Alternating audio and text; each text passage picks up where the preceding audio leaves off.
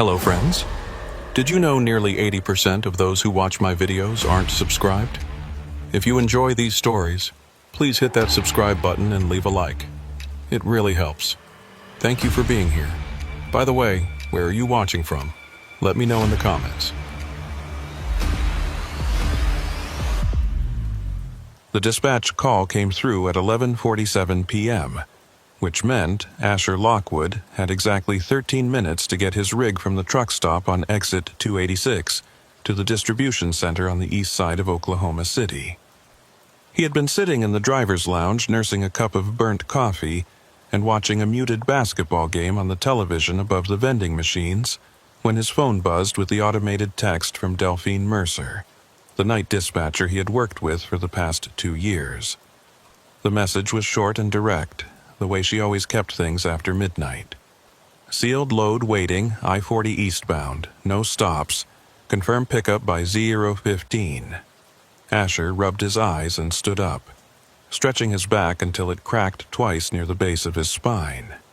He had been on the road for 11 days straight, moving freight from Albuquerque to Tulsa and back again in a loop that paid well enough to ignore the fatigue settling into his joints like wet cement. He pushed through the glass doors into the parking lot where his Peterbilt sat under the yellow glow of the overhead lights, its chrome still dusty from the previous haul. The night air was cool and dry, carrying the faint smell of diesel and fried food from the diner next door. Asher climbed into the cab and fired up the engine, letting it rumble to life while he checked the mirrors and adjusted the seat. The clock on the dashboard read 11:51 p.m. He had 12 minutes now. He pulled out of the lot and merged onto the service road, keeping his speed steady as he navigated the empty streets toward the industrial zone on the far side of the city. The roads were almost deserted at this hour. Just a few scattered headlights from late-shift workers heading home and the occasional patrol car cruising through intersections with its lights off.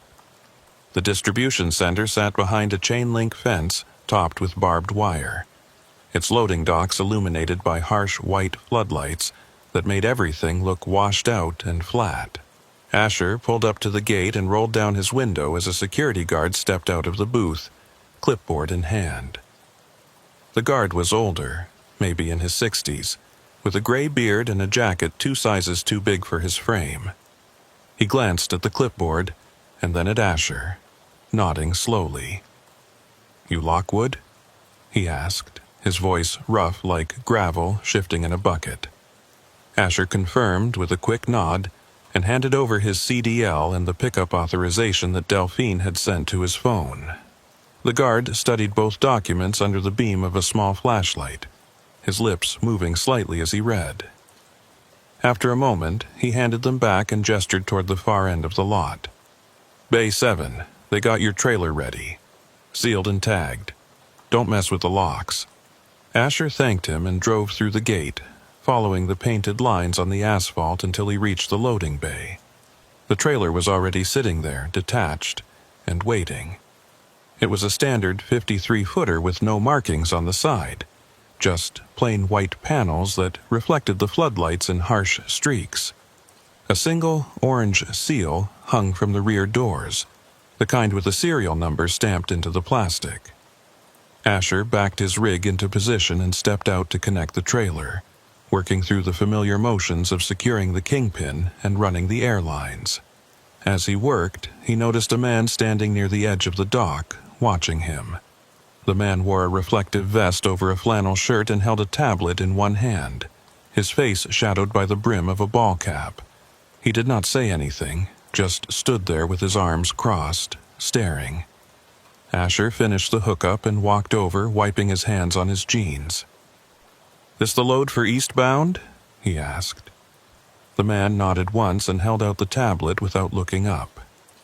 "Sign here. Delivery address is in the system. Don't break the seal. Don't open the doors. Don't stop except for fuel." Asher took the tablet and scanned the document on the screen. The delivery address was listed as a warehouse in Little Rock, Arkansas, about 400 miles east on I-40. The weight was listed as 42,000 pounds, right in the middle range for mixed freight. The cargo description was blank, just a series of dashes where the details should have been. Asher frowned and looked up at the man. "What am I hauling?" he asked. The man finally met his eyes, and there was something flat and unreadable in his expression. "Sealed load. That is all you need to know. Sign the form and get moving. You're already behind schedule." Asher hesitated for a moment, then signed his name on the screen and handed the tablet back. He had hauled sealed loads before, usually high-value electronics or pharmaceuticals that companies did not want their drivers knowing too much about. It was standard procedure in the industry, nothing unusual. But something about the way the man spoke, the clipped tone and the lack of detail, left a thin film of unease in the back of Asher's mind. He walked back to the cab and climbed in, glancing once more at the sealed trailer in his mirrors before pulling out of the lot. The gate guard waved him through without a word, and Asher merged onto the access road that led to the interstate. The clock now read 12:03 a.m. He was officially running late, but only by a few minutes. Delphine would not care as long as he made up the time on the road. The entrance ramp to I-40 eastbound was empty, a long curve of asphalt that fed into the main highway like a vein connecting to an artery. Asher accelerated smoothly, feeling the weight of the trailer settle behind him as he reached cruising speed. The road ahead was dark and open, stretching out into the prairie night with nothing but occasional mile markers and the distant glow of small towns off to the south. For the first 30 miles, everything felt normal. The engine hummed steadily, the tires rolled smooth over the pavement, and the CB radio crackled with scattered chatter from other drivers making their way across the state. Asher kept his eyes on the road and his hands light on the wheel, letting muscle memory guide him through the long stretches of nothing. He passed a few cars heading west, their headlights flashing briefly in his mirrors before disappearing into the darkness behind him. The highway was wide and well-maintained here, 3 lanes in each direction, with a grassy median dividing the eastbound and westbound traffic. Asher stayed in the right lane, keeping a steady 65 miles per hour and watching for the reflective markers that indicated upcoming exits. It was just past the 40-mile mark, somewhere between Shawnee and Okima, when he first noticed the sound. It was faint at first, barely audible over the road noise and the low rumble of the engine. A soft metallic tapping, rhythmic and deliberate, coming from somewhere behind him. Asher glanced at the mirrors, checking the trailer and the road, but there was nothing out of place. He turned down the radio and listened more carefully. The sound was still there, a steady series of taps, 3 or 4 in a row, then silence, then 3 or 4 more. It was not the kind of random clatter you get from loose straps or shifting cargo. This was deliberate, almost like someone knocking on metal from the inside. Asher felt a prickle of discomfort crawl up the back of his neck. He told himself it was just the load settling, something shifting in the trailer as the rig moved over uneven pavement. Sealed loads were packed tight, but there was always the possibility of something coming loose during transport. He kept driving, trying to ignore the sound, but it continued at irregular intervals, sometimes loud enough to make him glance over his shoulder, sometimes so faint he thought he might be imagining it. After another 10 miles, the tapping stopped. Asher exhaled slowly and turned the radio back up, letting the static-filled voices of the CB channel fill the cab. He was tired, that was all. Tired, and running on too much coffee, and not enough sleep. The mind played tricks when you spent too many hours alone on dark highways. The first way station appeared just past the 70-mile mark, a wide pull-off area with a small building and a set of scales designed to check the weight and documentation of commercial vehicles. Normally, these stations were staffed around the clock, especially on major interstates like I-40. But as Asher approached, he noticed that the lights in the building were off and the gates were closed. A handwritten sign had been taped to the entrance barrier. Closed for maintenance. Bypass and continue. Asher slowed down and read the sign again, frowning. Way stations did not usually close without advance notice, and they certainly did not post handwritten signs. It looked unofficial, almost improvised. He thought about pulling over to check his paperwork, but the sign said to bypass, so he followed the detour lane and merged back onto the highway. A few minutes later, his phone rang. The screen displayed Delphine's name, and Asher answered on the second ring, holding the phone to his ear with one hand while keeping the other on the wheel. "Lockwood," he said. Delphine's voice came through clear and calm, the way it always did no matter the hour. "Hey, Asher, quick update. Your route just got changed. New delivery address came through about 10 minutes ago. You're going to need to take exit 221 instead of continuing straight through to Little Rock." Asher frowned and glanced at the GPS mounted on the dashboard. Exit 221 was not on his original route. It was a smaller highway that branched off to the north, cutting through a less traveled section of the state. "What is at 221? He asked. There was a brief pause on the other end of the line, just long enough to feel deliberate. Warehouse relocation. Client changed the drop-off point.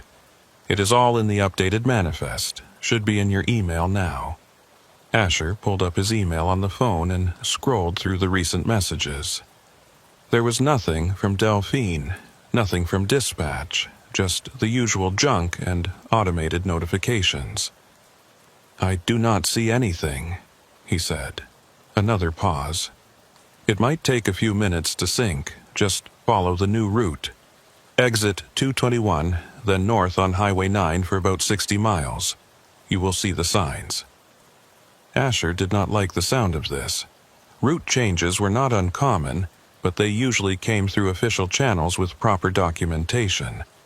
A last-minute phone call from a night dispatcher with no email confirmation felt off. "Delphine, can you send me the updated manifest again? I want to make sure I have the right address." The line crackled with static for a moment, and when Delphine spoke again, her voice sounded slightly distorted, like the signal was cutting in and out. "Just follow the route, Asher. Trust me on this. You are already behind schedule." The call ended before he could respond. Asher lowered the phone and stared at the road ahead, his jaw tightening. Something was wrong. He could feel it in the way the conversation had unfolded, the vague answers and the missing documentation. He thought about calling Delphine back, but the phone screen showed no recent calls, no record of the conversation that had just happened. Asher checked the call log twice, scrolling through the list of numbers, but Delphine's name was not there. The last call he had received was from a fuel station 3 days ago. His grip on the wheel tightened. Either the phone was glitching, or the call had never actually come from Delphine. He did not know which possibility worried him more. The highway stretched on, empty and dark. Asher kept his speed steady, his mind running through the possibilities. Sealed load, no cargo description, closed way station, phantom phone call. Each detail on its own could be explained away, but together they formed a pattern that made his instincts scream. He glanced at the trailer in the side mirror, watching the sealed doors rock gently with the motion of the rig.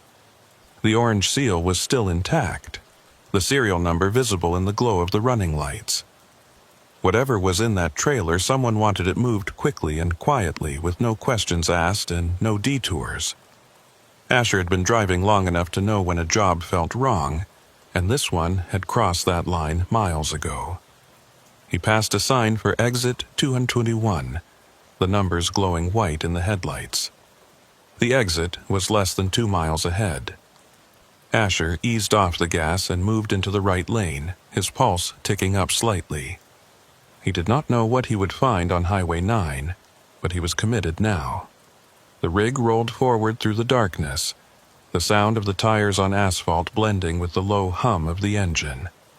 Behind him, faint and almost inaudible, The metallic tapping started again. The exit ramp curved away from the interstate in a long arc, dropping Asher down onto a two-lane highway that cut north through flat farmland and scattered patches of scrub oak. Highway 9 was narrower than the interstate, with no shoulder to speak of and thick darkness pressing in from both sides where the headlights could not reach. Asher kept his speed around 50, watching the yellow center line unfold in front of him like a thread pulling him deeper into the night. There were no other vehicles on the road, no lights from farmhouses or gas stations, just the empty ribbon of asphalt and the occasional reflective marker glinting in the darkness.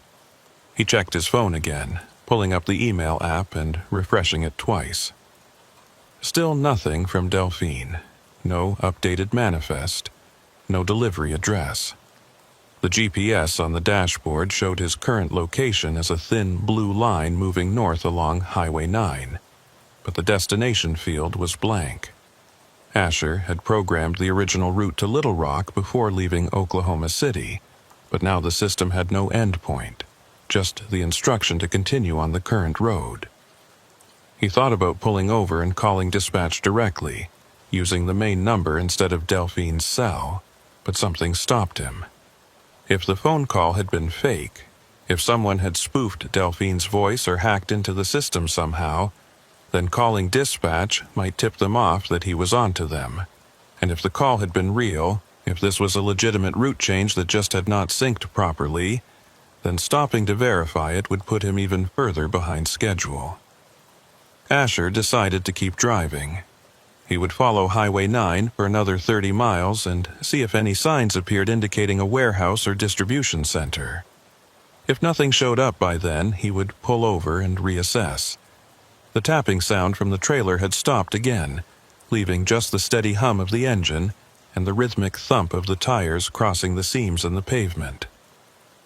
Asher turned on the CB radio and cycled through the channels, listening for any chatter from other drivers in the area. Most of the channels were silent, just static and the occasional burst of interference. On Channel 19, he caught a fragment of conversation. Two voices talking over each other in a rapid exchange that cut out before he could make sense of it. He tried calling out, keying the mic and asking if anyone was monitoring the channel, but there was no response. The road continued north, passing through a small town that consisted of a closed gas station, a shuttered diner, and a handful of dark houses set back from the highway. Asher slowed as he rolled through the single intersection, checking the side streets for any signs of activity. Everything was still and empty, the kind of place that people left behind when better opportunities appeared elsewhere. A faded sign at the edge of town read, "Hera, population 512. But Asher did not see a single light burning in any of the windows. He accelerated back up to 50 and left the town behind, the buildings disappearing into the rearview mirror like they had never existed at all. About 10 miles past Hera, the road began to climb slightly, rising up into low hills covered with dense stands of pine and cedar. The trees crowded close to the edges of the highway, their branches forming a canopy overhead that blocked out the stars. Asher's headlights cut through the darkness in narrow beams, illuminating the road just far enough ahead to stay on course. He noticed that the pavement here was in worse condition than on the interstate, with cracks and potholes that forced him to slow down and navigate carefully. The trailer bounced and swayed behind him, the weight shifting slightly with each uneven patch of road. Asher kept both hands on the wheel and his eyes locked on the yellow line, focusing on the mechanics of driving to keep his mind from wandering into uncomfortable territory. It was around 1:30 a.m. when he saw the first set of headlights. They appeared in his rearview mirror, distant and faint, just two small points of light far behind him on the highway. Asher watched them for a moment, gauging their speed and distance. The vehicle was moving faster than he was, closing the gap steadily but not aggressively. It could have been another truck, or a late-night commuter heading home from a shift somewhere. Asher kept his speed consistent and waited to see if the vehicle would pass. As the minutes ticked by, the headlights grew closer, but they never quite caught up. They stayed at a fixed distance, maybe a quarter-mile back, matching his speed exactly.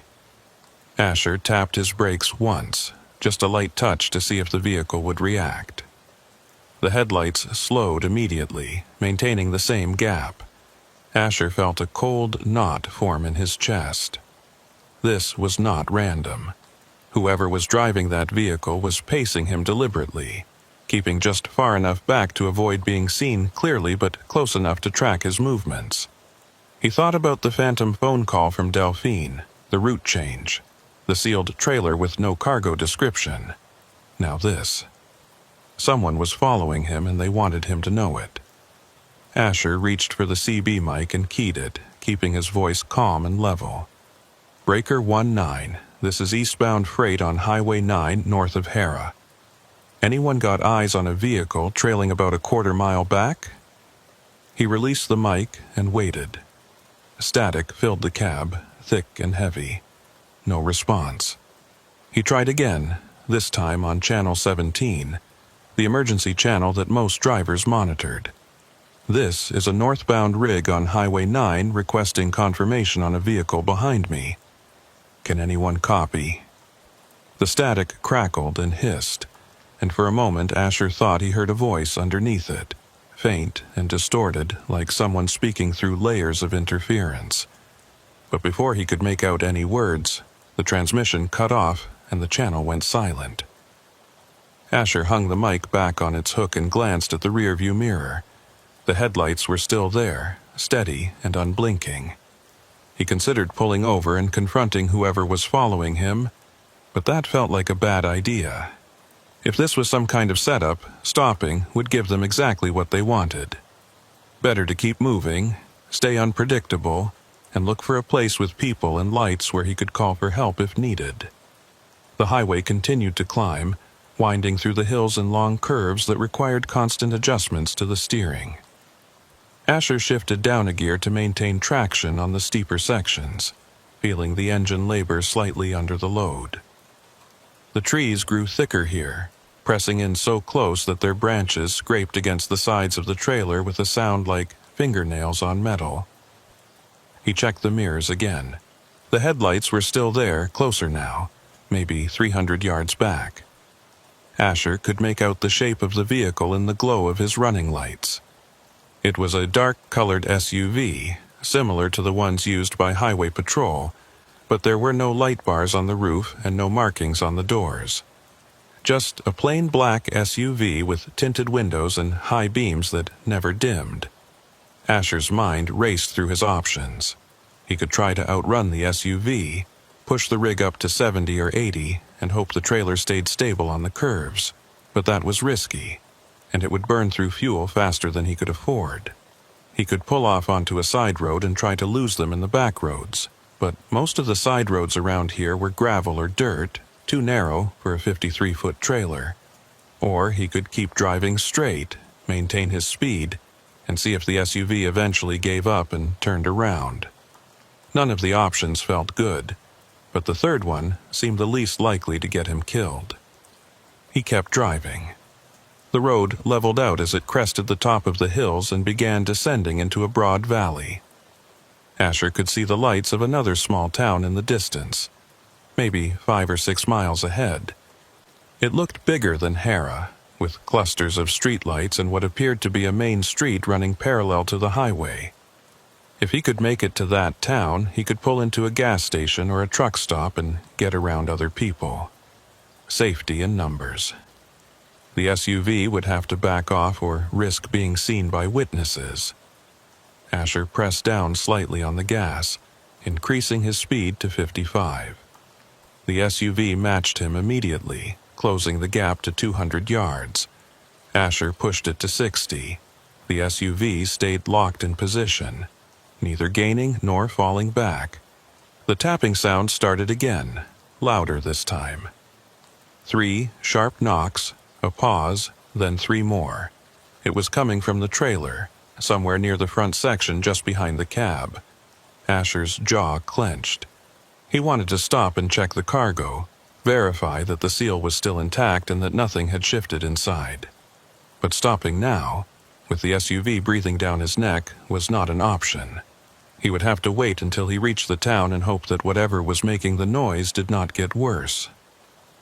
The knocking continued in irregular bursts, sometimes loud enough to make him flinch, sometimes so faint he had to hold his breath to hear it. Each time it happened, Asher's eyes flicked to the mirrors, checking the seal on the trailer doors. The orange tag was still there, unbroken, swaying slightly in the wind. The town ahead was called Seminole, according to a green highway sign that appeared in the headlights. Population 7,488. Asher felt a small surge of relief. A town that size would have a gas station, maybe even a 24-hour convenience store. He took the first exit into town and followed the main road toward the center, passing closed storefronts and dark residential streets. The SUV followed him off the highway, maintaining the same distance.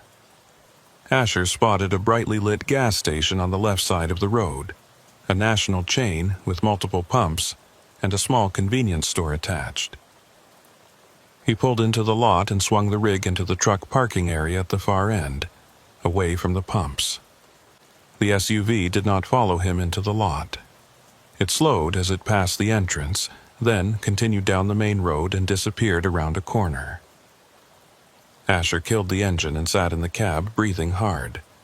His hands were shaking slightly, and he gripped the wheel until the shaking stopped. He waited for a full minute, watching the road through the windshield, but the SUV did not reappear. Maybe they had given up. Maybe they realized he was not going to stop in the middle of nowhere and had decided to try a different approach. Or maybe they were circling around, looking for another way to box him in. Asher did not know, and he was not going to sit there and find out. He grabbed his phone and stepped out of the cab, locking the doors behind him. The air outside was cool and still, carrying the faint smell of gasoline and asphalt. The gas station was quiet, with only one other vehicle in the lot, a sedan parked near the entrance to the store. Asher walked toward the convenience store, keeping his eyes on the road and the surrounding area. The store was small and brightly lit, with rows of snacks and drinks visible through the front windows. A young clerk stood behind the counter staring at a phone and barely glancing up as Asher pushed through the door. The interior was empty except for the clerk, and the fluorescent lights buzzed overhead with a faint electrical hum. Asher walked to the back of the store and grabbed a bottle of water from the cooler, then approached the counter. The clerk looked up, bored and tired, and scanned the bottle without saying a word. Asher paid in cash and asked if there was a payphone nearby. The clerk shook his head. "Nobody uses those anymore. You got a cell, right?" Asher nodded and stepped back outside, opening the bottle and taking a long drink. He pulled out his phone and tried calling Delphine's number directly, bypassing the text system.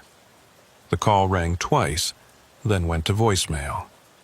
Delphine's recorded voice played through the speaker, calm and professional, asking him to leave a message. Asher hung up and tried the main dispatch line. It rang 6 times before an automated system picked up, informing him that the office was closed and to call back during business hours. Asher cursed under his breath and shoved the phone back into his pocket. He was on his own. Whatever was happening, whatever this job had turned into, he was going to have to figure it out without backup.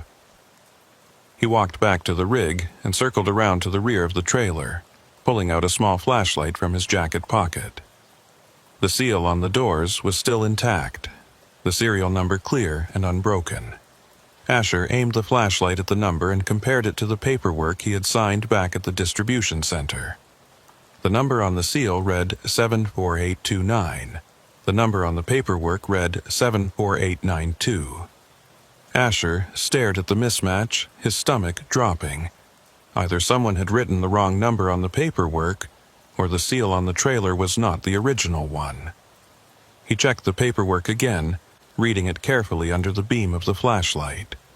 The seal number was printed, not handwritten, which meant it had come from the system. The seal on the trailer was wrong. Asher stepped back and looked at the trailer, his mind racing. Someone had switched the seal, either at the distribution center or somewhere along the route. That meant the trailer had been opened, the cargo accessed or tampered with, and then resealed with a different lock.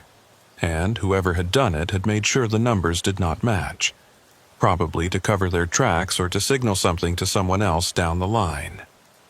Asher felt a surge of anger mixed with fear. He had been hauling a compromised load for the past 100 miles, with no idea what was actually inside or who was involved. The fake phone call, the route change, the SUV following him, it was all connected. Someone wanted this trailer to reach a specific destination, and they were willing to manipulate and intimidate him to make it happen. He walked back to the cab and climbed inside, locking the doors and pulling the curtain across the back window. He sat in the driver's seat and stared at the dashboard, trying to think. He could abandon the load right here, unhook the trailer and drive away. But that would leave him without answers, and possibly in legal trouble if the cargo turned out to be illegal. He could call the police and report the seal mismatch. But without proof of who had switched it or why, he would just be another paranoid trucker wasting their time. Or he could keep driving, follow the route to wherever it led, and see what was waiting for him at the end. That option felt the most dangerous, but it was also the only one that might give him some clarity. Asher started the engine and pulled out of the gas station, merging back onto the main road. He did not return to Highway 9. Instead, he took a different route, heading east on a parallel road that would eventually connect back to I-40. If someone was tracking him, changing the route might throw them off. He drove slowly, checking the mirrors every few seconds, watching for the SUV or any other vehicles that seemed out of place. The road was empty, lined with farmland and the occasional house set back from the pavement. Asher kept the CB radio on, cycling through the channels and listening for any chatter. Most of the channels were still silent, but on Channel 9 he picked up a faint transmission. A man's voice speaking in short, clipped sentences. Unit 4 to dispatch. Northbound load confirmed. Seal discrepancy noted. Proceed to secondary location. The voice cut off, and the channel went silent. Asher's blood ran cold. Unit 4. Seal discrepancy. Secondary location, they were talking about him. Whoever was tracking him had multiple units, and they knew about the seal mismatch, which meant they were the ones who had switched it. Asher gripped the wheel tighter and pushed the rig up to 65, his heart pounding in his chest. He did not know where the secondary location was, but he was not going to find out by following their instructions. He needed to get off this road, find a place to hide the rig, and figure out his next move before they closed in. The tapping sound came back, louder than before. This time it was continuous, a rapid series of knocks that echoed through the cab like someone hammering on the inside of the trailer. Asher glanced at the mirrors, half expecting to see the doors swing open and something crawl out. But the seal held, the doors stayed shut, and the knocking continued without pause. Asher drove east for another 20 minutes, pushing the rig harder than he normally would on unfamiliar roads. The knocking from the trailer had settled into a pattern now. 3 sharp impacts followed by silence, then 3 more, like someone testing the strength of the walls from the inside. He tried to ignore it, focusing instead on finding a place to stop where he could think clearly and make a plan.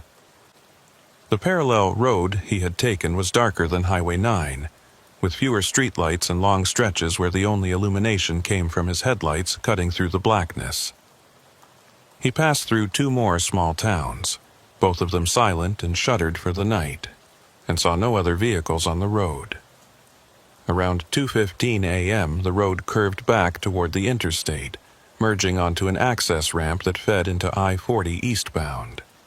Asher hesitated at the merge point, checking his mirrors for any sign of the SUV or other pursuit vehicles. The highway was mostly empty at this hour, just a handful of scattered taillights from other trucks moving through the night. He accelerated onto the interstate and settled into the right lane, keeping his speed at a steady 60. The familiar rumble of the highway beneath the tires was almost comforting after the narrow back roads, and Asher allowed himself a brief moment of relief. At least here he had options. Multiple lanes to maneuver in and exits every few miles if he needed to bail. The relief did not last long. About 10 miles after merging onto I-40, Asher saw a sign indicating a way station ahead. Mandatory entry for all commercial vehicles. His chest tightened. Way stations meant inspections, paperwork checks, and questions he was not prepared to answer. If the authorities discovered the seal mismatch or started asking about the cargo, he would have to explain a situation he barely understood himself. But bypassing a mandatory way station was a serious violation, one that could result in heavy fines and the suspension of his CDL. He was trapped between compliance and self-preservation, and neither option felt safe. As he approached the way station entrance, Asher noticed something strange. The overhead signs that normally displayed instructions for entering trucks were dark, their screens blank and lifeless. The weighing platform itself was visible in the distance, illuminated by dim floodlights, but there were no vehicles on it and no personnel moving around the inspection area. Asher slowed to 30 miles per hour and guided the rig onto the entrance ramp, following the painted arrows towards the scales. The station looked operational from a distance, but as he drew closer, he could see that the main building was dark, its windows unlit and its doors closed. A single light burned above the entrance, casting a weak yellow glow over the empty parking lot. Asher brought the rig to a stop just before the scales and put it in neutral, letting the engine idle while he surveyed the area. There was no one here, no inspectors, no patrol vehicles, no other trucks waiting in line. The station was completely deserted. He checked the time on his phone. 2:27 a.m. Way stations on major interstates like I-40 were supposed to operate around the clock, especially during peak freight hours. Something was very wrong. Asher thought about the earlier station that had been closed with a handwritten sign, and now this one. Dark and empty, but still technically open. It felt deliberate, like someone was clearing the path ahead of him, removing obstacles and witnesses. He was about to shift back into gear and leave when he noticed a piece of paper tucked under the windshield wiper on the driver's side. Asher froze, his hand hovering over the gear shift. He had not seen anyone approach the truck, and there were no other vehicles in the lot. The paper had not been there when he pulled in. He was certain of that. He stared at it for a long moment, trying to decide whether to get out and retrieve it or just drive away and leave it behind. Curiosity won out over caution. He turned off the engine, pocketed the keys, and climbed down from the cab. The night air was colder now, carrying a damp chill that seeped through his jacket and made him shiver. Asher walked around to the front of the truck and pulled the paper from under the wiper blade. It was a standard inspection notice, the kind that DOT officials left on trucks that needed follow-up checks or had minor violations. But this one was different. The header at the top of the page was blank. No station name or badge number, and the text below was handwritten in neat block letters. It read, "Proceed to mile marker 139. Exit north. Deliver as instructed. Do not deviate." There was no signature, no official stamp, just the message and a small notation at the bottom. Seal intact, verified. Asher's hands shook as he read the note again. Whoever had written this knew about the seal, knew that he had discovered the mismatch, and was telling him it did not matter. They wanted him to continue to mile marker 139, wherever that was, and complete the delivery. The casual certainty of the message was more frightening than any threat. It implied that he had no choice, that his movements were being tracked and controlled, and that resisting would be pointless. Asher crumpled the paper in his fist and looked around the empty way station, half expecting to see someone watching him from the shadows. But there was nothing, just the dark building and the silent highway stretching away into the distance. He climbed back into the cab and locked the doors, his mind racing. Mile marker 139 was about 40 miles ahead, maybe 30 minutes at highway speed. If he followed the instructions and took the exit north, he would be heading into even more isolated territory, away from the main interstate and into back roads where help would be hard to find. But if he ignored the note and kept driving east toward Little Rock, whoever was orchestrating this would know immediately. They had already demonstrated their ability to track him, intercept his communications, and plant messages on his truck without being seen. Running would only delay the confrontation, not prevent it. Asher started the engine and pulled out of the way station, merging back onto I-40. He drove in silence, the CB radio turned off, and the headlights cutting through the darkness ahead. The knocking from the trailer had stopped again, leaving only the steady hum of the tires and the occasional gust of wind buffeting the side of the rig. Asher kept his eyes on the mile markers as they appeared in the headlights and disappeared behind him, counting down the distance to 139. Each marker felt like a step closer to something he could not quite name, a threshold he was about to cross whether he wanted to or not. At mile marker 145, he passed a rest area on the right side of the highway. It was small and poorly lit with just a few parking spaces and a pair of concrete picnic tables. Asher considered pulling in and calling for help, but the memory of the phantom phone call and the disconnected dispatch line stopped him. He did not know who he could trust, and reaching out to the wrong person might make things worse. He kept driving, his jaw clenched and his hands tight on the wheel. Mile marker 139 appeared in the headlights at exactly 2:58 a.m. The exit was marked by a faded green sign that read, County Road 47, North, no services.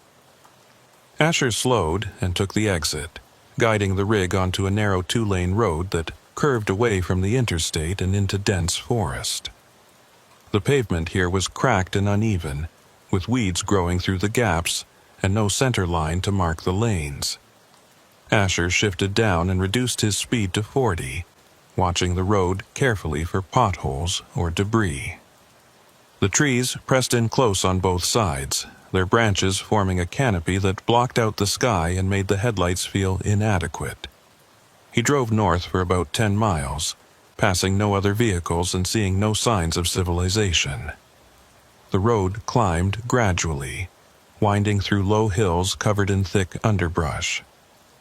Asher checked his phone for a signal, but the screen showed no bars and no data connection. He was completely cut off now, alone on a road that did not appear on his GPS and heading toward a destination he knew nothing about. The fear that had been simmering in his chest since the gas station in Seminole was now a steady burn, making his breath shallow and his palms sweat. At the top of a long rise, the road leveled out and opened into a clearing. Asher saw lights ahead, a cluster of floodlights illuminating a large open area surrounded by chain-link fencing. He slowed to a crawl and approached cautiously, trying to make sense of what he was seeing. The clearing contained what looked like an old way station, similar to the one he had passed earlier, but much older and more dilapidated. The building was a single-story structure made of cinder blocks, with boarded-up windows and a rusted metal roof. The weighing platform was still there, though it was covered in dirt and debris, and the scale mechanism looked like it had not been used in decades. Asher pulled the rig to a stop about 50 yards from the building and left the engine running. He sat in the cab, staring at the scene through the windshield. There was one other vehicle in the clearing, a dark SUV parked near the entrance to the building. It was the same SUV that had followed him on Highway 9, he was almost certain. The headlights were off, but the engine was running, a faint plume of exhaust rising from the tailpipe. Asher watched the SUV for a full minute, waiting for someone to get out or signal him, but nothing happened. The vehicle just sat there, idling in the shadows. He considered backing up and driving away, but before he could shift into reverse, a man stepped out from the side of the building. He was tall and broad-shouldered, wearing a dark jacket and jeans, with a ball cap pulled low over his face.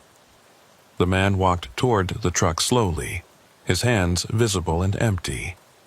Asher locked the doors and rolled down the window just a crack, enough to hear, but not enough for anyone to reach through. The man stopped about 10 feet from the driver's side door and looked up at Asher. Even in the dim light, Asher could see that the man's expression was calm and businesslike, not threatening, but not friendly either. "You Lockwood?" the man asked, his voice flat and uninflected. Asher did not answer immediately. He studied the man's face, looking for any identifying features or signs of law enforcement. There were none. The man could have been anyone, a contractor, a dispatcher, a criminal. "Who are you?" Asher asked, keeping his tone neutral. The man did not smile or offer a name. He simply gestured toward the building behind him. "Delivery point. You got a load for us. Back it up to the platform and we will take it from here." Asher shook his head. "I need to see some ID first, and I need to verify the delivery address with my dispatcher." The man's expression did not change. "Your dispatcher sent you here. You know that already. The seal on your trailer is compromised.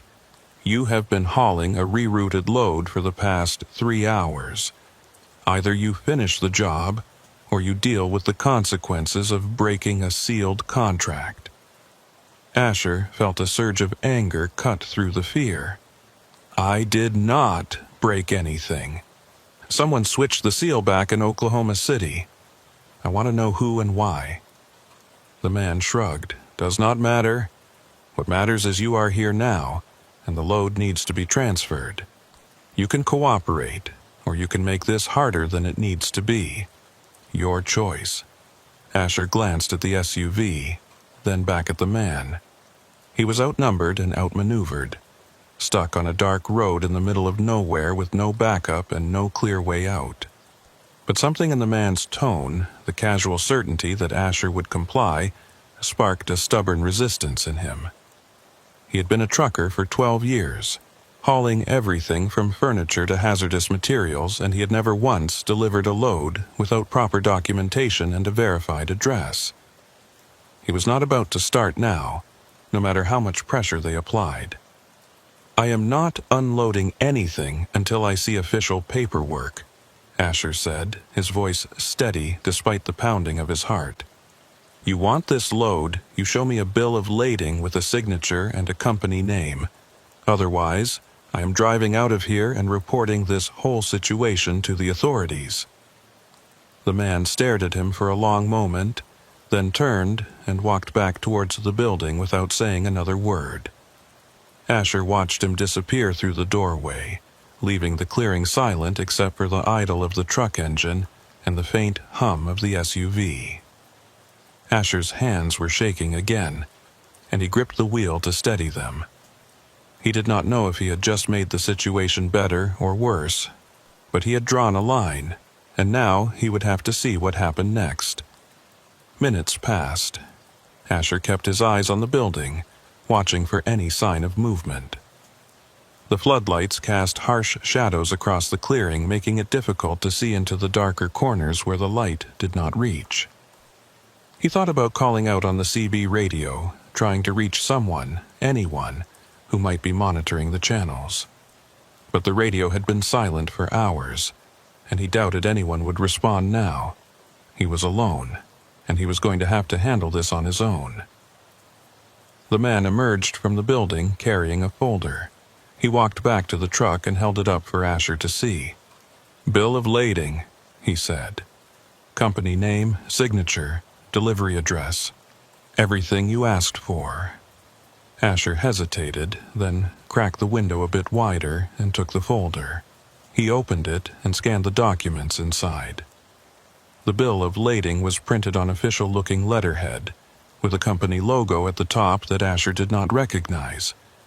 The cargo was listed as industrial equipment, and the delivery address was this location, the old way station on County Road 47.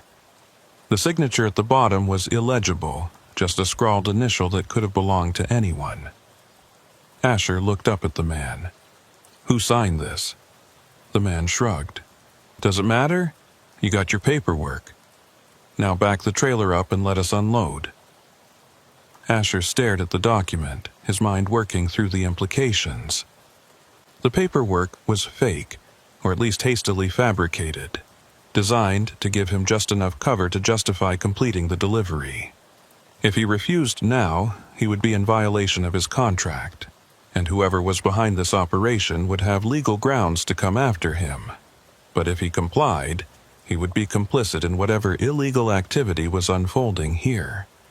Neither option was good, but one of them kept him alive long enough to figure out what to do next. He handed the folder back through the window and shifted the rig into reverse. The man stepped aside, and Asher began backing the trailer toward the loading platform, using the mirrors to guide himself. The platform was old and cracked, but it looked sturdy enough to support the weight of the trailer. Asher aligned the rear doors with the edge of the platform and set the parking brake.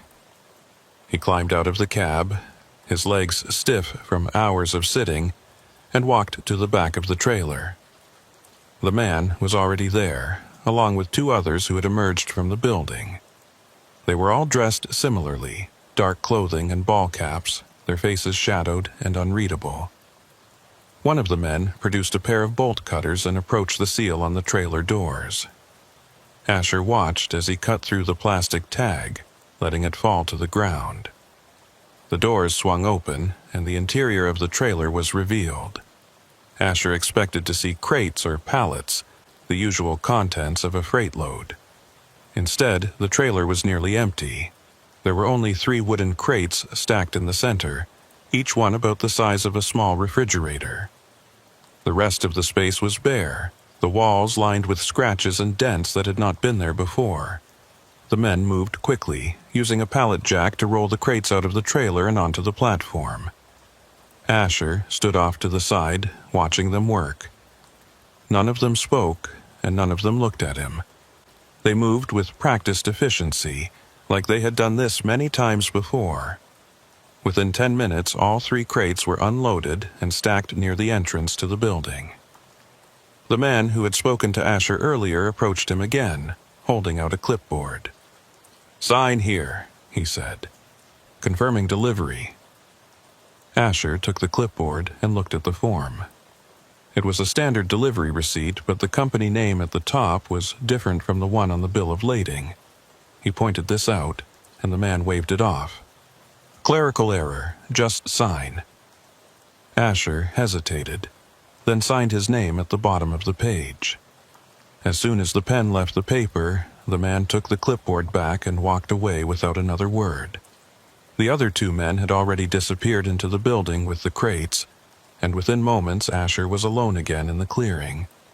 He closed the trailer doors and walked back to the cab, his mind numb. The SUV was still idling near the building, but no one had gotten in or out. Asher climbed into the driver's seat and started the engine, pulling forward and away from the platform. He navigated the rig back onto the narrow road and headed south, retracing the route he had taken to get here. As he drove, he glanced once in the rearview mirror and saw the floodlights of the old way station disappearing behind the trees. The knocking from the trailer was gone now, replaced by an unsettling silence. Asher drove south on County Road 47 with the empty trailer rattling behind him, lighter now without the weight of the cargo. The road seemed different heading back, narrower somehow, with sharper curves and deeper shadows. He kept his speed low, navigating by instinct more than sight, his headlights barely penetrating the wall of trees on either side. The adrenaline that had kept him sharp during the confrontation at the way station was beginning to fade, leaving behind a hollow exhaustion that made his hands feel heavy on the wheel and his eyelids threatened to close. He checked his phone again. Still no signal. The GPS was useless this far off the main highways, showing only a blank screen with a spinning loading icon that never resolved into an actual map. Asher estimated he had driven about 8 miles from the old way station when he noticed something strange in the rearview mirror. There were no headlights behind him, no vehicles following, but the road itself looked different. The pavement that had been cracked and uneven on the way up now appeared smooth and freshly paved, the white edge lines crisp and bright in the glow of his taillights. Asher frowned and glanced at the road ahead. It was still the same deteriorated surface he remembered, full of potholes and patches. He looked back at the mirror. Smooth pavement. He looked forward again. Broken asphalt. Asher slowed to a crawl and leaned toward the side mirror, trying to get a better angle on the road behind him. The pavement flickered, shifting between new and old like a film reel skipping frames. He blinked hard, rubbing his eyes with one hand while keeping the other on the wheel. When he looked again, the road was back to its broken state, exactly as it had been on the way up. Asher told himself it was fatigue, that his brain was playing tricks after too many hours awake and too much stress. But the doubt lingered, a cold whisper in the back of his mind that suggested something else was happening, something he did not have the language to explain. The road finally reconnected with I-40 around 4:15 a.m. Asher merged onto the eastbound lanes and felt a small measure of relief as the familiar rhythm of the interstate settled around him. There were more vehicles here now, a few early morning commuters and a handful of other trucks beginning their routes. The sky to the east was just beginning to lighten, a faint gray line separating the horizon from the darkness overhead. Asher drove with the flow of traffic, keeping his speed at a steady 65 and trying to process everything that had happened over the past few hours. He needed to report what he had seen, the seal switch, the fake phone call, the forced delivery at the abandoned way station. But who would he report it to? The local police would want evidence, documentation, something concrete to justify an investigation. All Asher had was a crumpled note from a deserted way station and a story that sounded like paranoia or exhaustion. Delphine Mercer would be back online in a few hours when the day shift started. But if she had been the one making the fake call, or if someone was using her credentials to manipulate him, going to her directly could make things worse. Asher felt trapped in a situation with no clear exit, no authority he could trust, and no way to prove what had happened. He pulled off at a rest area just past mile marker 180, needing to stretch his legs and clear his head. The rest area was small but well lit, with a parking lot that could hold maybe a dozen vehicles and a cinder block building that housed restrooms and vending machines. Asher parked in a spot near the entrance and killed the engine, sitting in the silence for a moment before climbing out. The air was cool and damp, carrying the smell of wet grass and diesel exhaust. A few other trucks were parked in the lot, their drivers either sleeping in the cabs or moving around outside doing pre-trip inspections. Asher walked to the back of his trailer and checked the doors. They were still closed, the latch secure even without the seal. He opened them anyway, swinging the heavy panels wide to reveal the empty interior.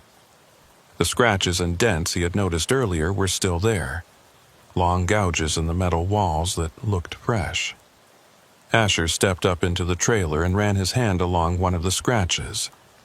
It was deep, cutting through the paint and into the metal beneath. The pattern was irregular, not the kind of damage you would get from cargo shifting or straps rubbing. It looked deliberate, almost frantic, like something had been clawing at the walls from the inside. Asher climbed back down and closed the doors, his unease deepening. He walked around to the side of the trailer and examined the exterior panels.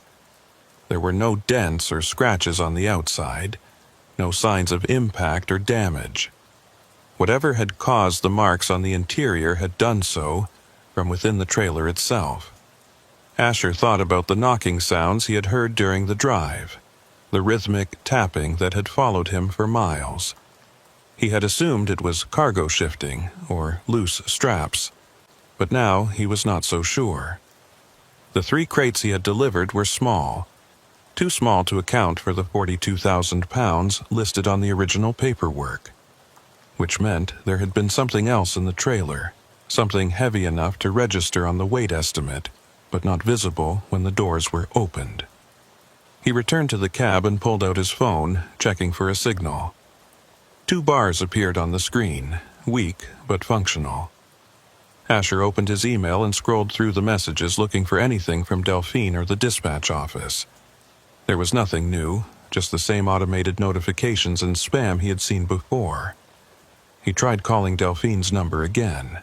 This time the call connected, ringing 3 times before she picked up. "Lockwood?" Her voice was clear and alert, the same professional tone he had always known. "Yeah, it's me," Asher said, trying to keep his voice steady.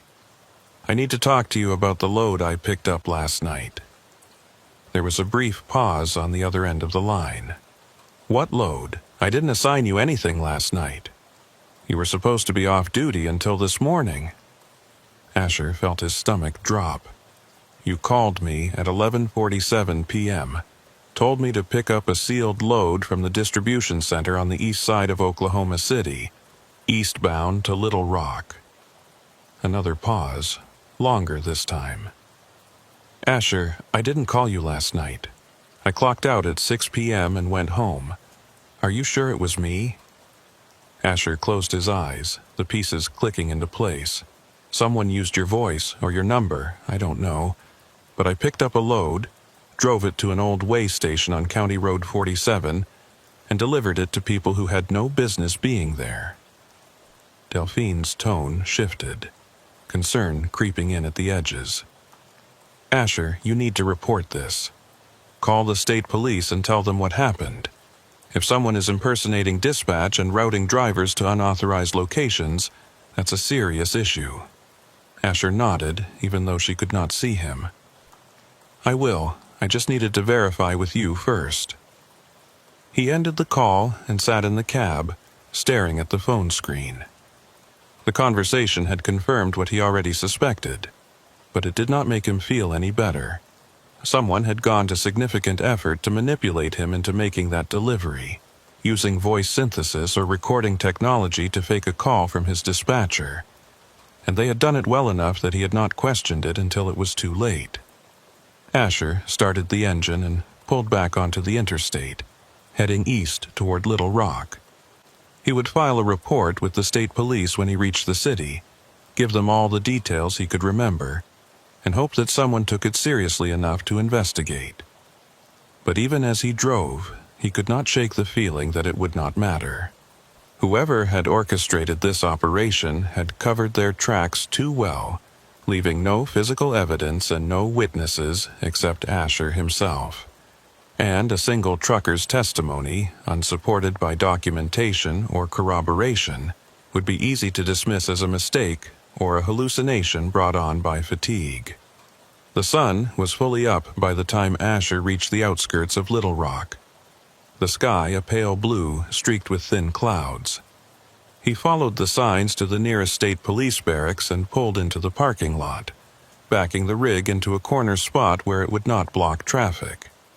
The building was a low brick structure with a glass front door and a flagpole out front. Asher walked inside and approached the reception desk, where a uniformed officer sat behind a computer screen. The officer looked up, his expression neutral and professional. "Can I help you?"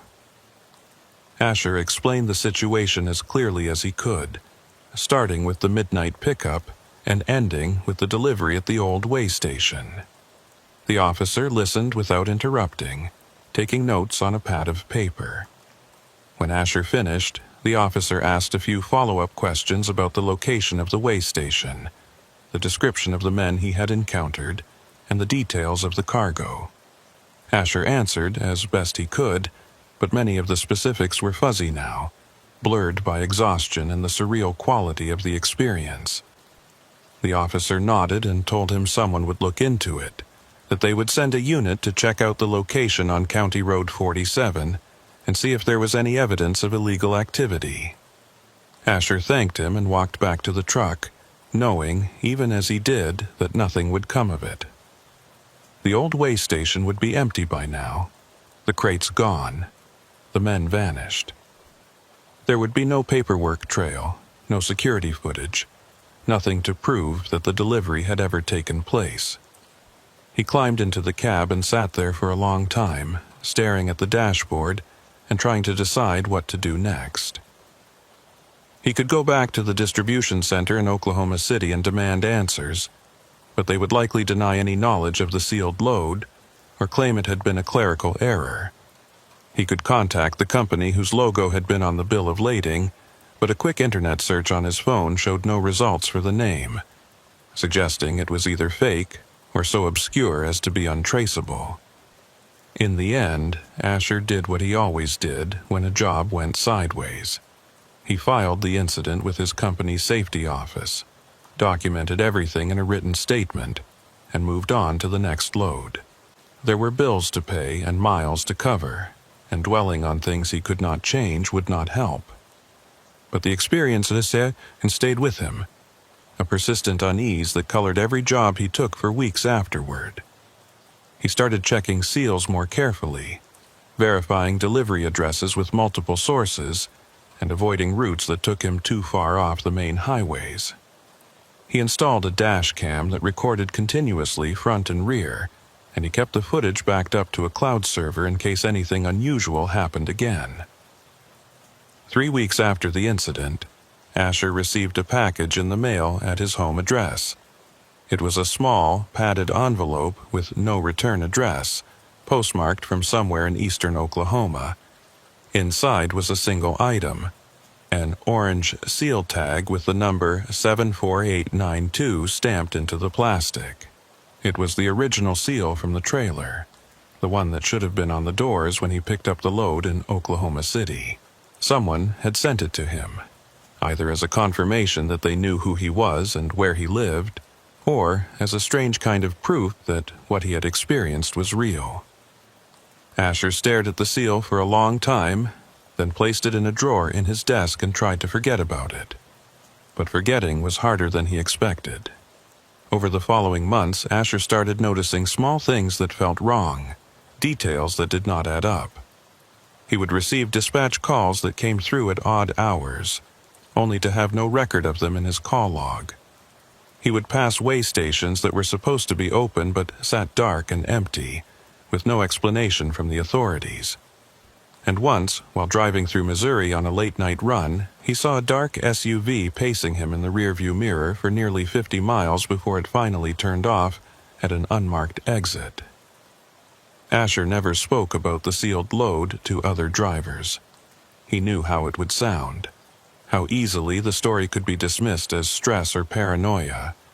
But he also knew what he had seen and heard, and he knew that somewhere out there, people were using the trucking industry as a cover for operations that existed in the spaces between official records and legitimate business. The roads were full of sealed trailers and midnight deliveries, and most of them were exactly what they claimed to be.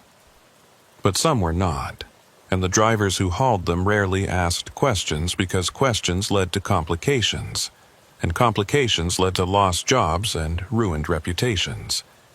Asher Lockwood kept driving, kept hauling freight across the country, kept his eyes on the road and his hands on the wheel. But he never took another sealed load, no matter how much it paid or how urgent the dispatcher made it sound. And every time he passed mile marker 139 on I-40, he looked away from the exit sign and focused on the road ahead, refusing to acknowledge the narrow turnoff that led north into the trees. Some deliveries, he had learned, were not meant to be completed. and some roads were better left untraveled, no matter how insistent the voice on the other end of the phone might be. The seal tag stayed in his desk drawer, a small piece of orange plastic that weighed almost nothing but felt heavier every time he thought about it. Asher never threw it away, and he never looked at it again. It was a reminder, a tangible piece of evidence from a night that officially never happened, and it served as proof that he had not imagined the whole thing. But proof for whom and to what end he could not say. The roads kept rolling, the miles kept adding up, and the questions remained unanswered, lost somewhere in the dark hours between midnight and dawn.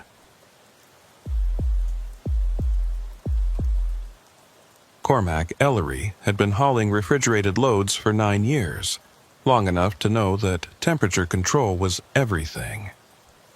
A degree too warm and pharmaceuticals degraded, frozen food thawed, and entire shipments became worthless. A degree too cold and products froze solid, packaging cracked, and insurance claims piled up faster than you could explain what went wrong. The margin for error was thin, and Cormac had built his reputation on never missing that margin. His reefer unit was top of the line, regularly serviced, and monitored by 3 separate sensors that fed real-time data to both his dashboard display and his phone. He checked those numbers more often than he checked his mirrors. The load he picked up in Amarillo on a Tuesday evening was routine, at least on paper.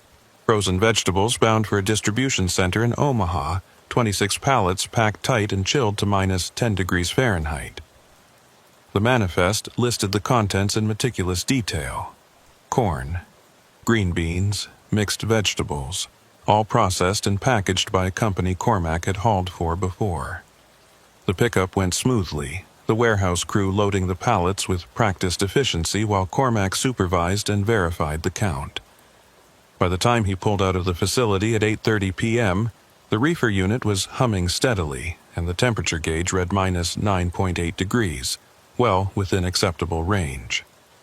Cormac merged onto US 83 northbound, a long, straight highway that cut through the Texas Panhandle and into Oklahoma before eventually reaching Nebraska. It was one of his preferred routes, wide open and lightly traveled, with long stretches where you could settle into a rhythm and let the miles roll by. The night was clear and cold, the kind of late autumn evening where the temperature dropped fast after sunset and frost formed on the grass along the roadside. Cormac had the cab heater running low, just enough to take the edge off, and a thermos of coffee wedged into the cup holder. The radio was tuned to a country station out of Oklahoma City, playing old songs that he half remembered from his childhood. For the first 2 hours, everything was normal. The reefer unit maintained temperature without fluctuation. The engine ran smooth, and the road ahead was empty except for the occasional set of headlights passing in the opposite direction.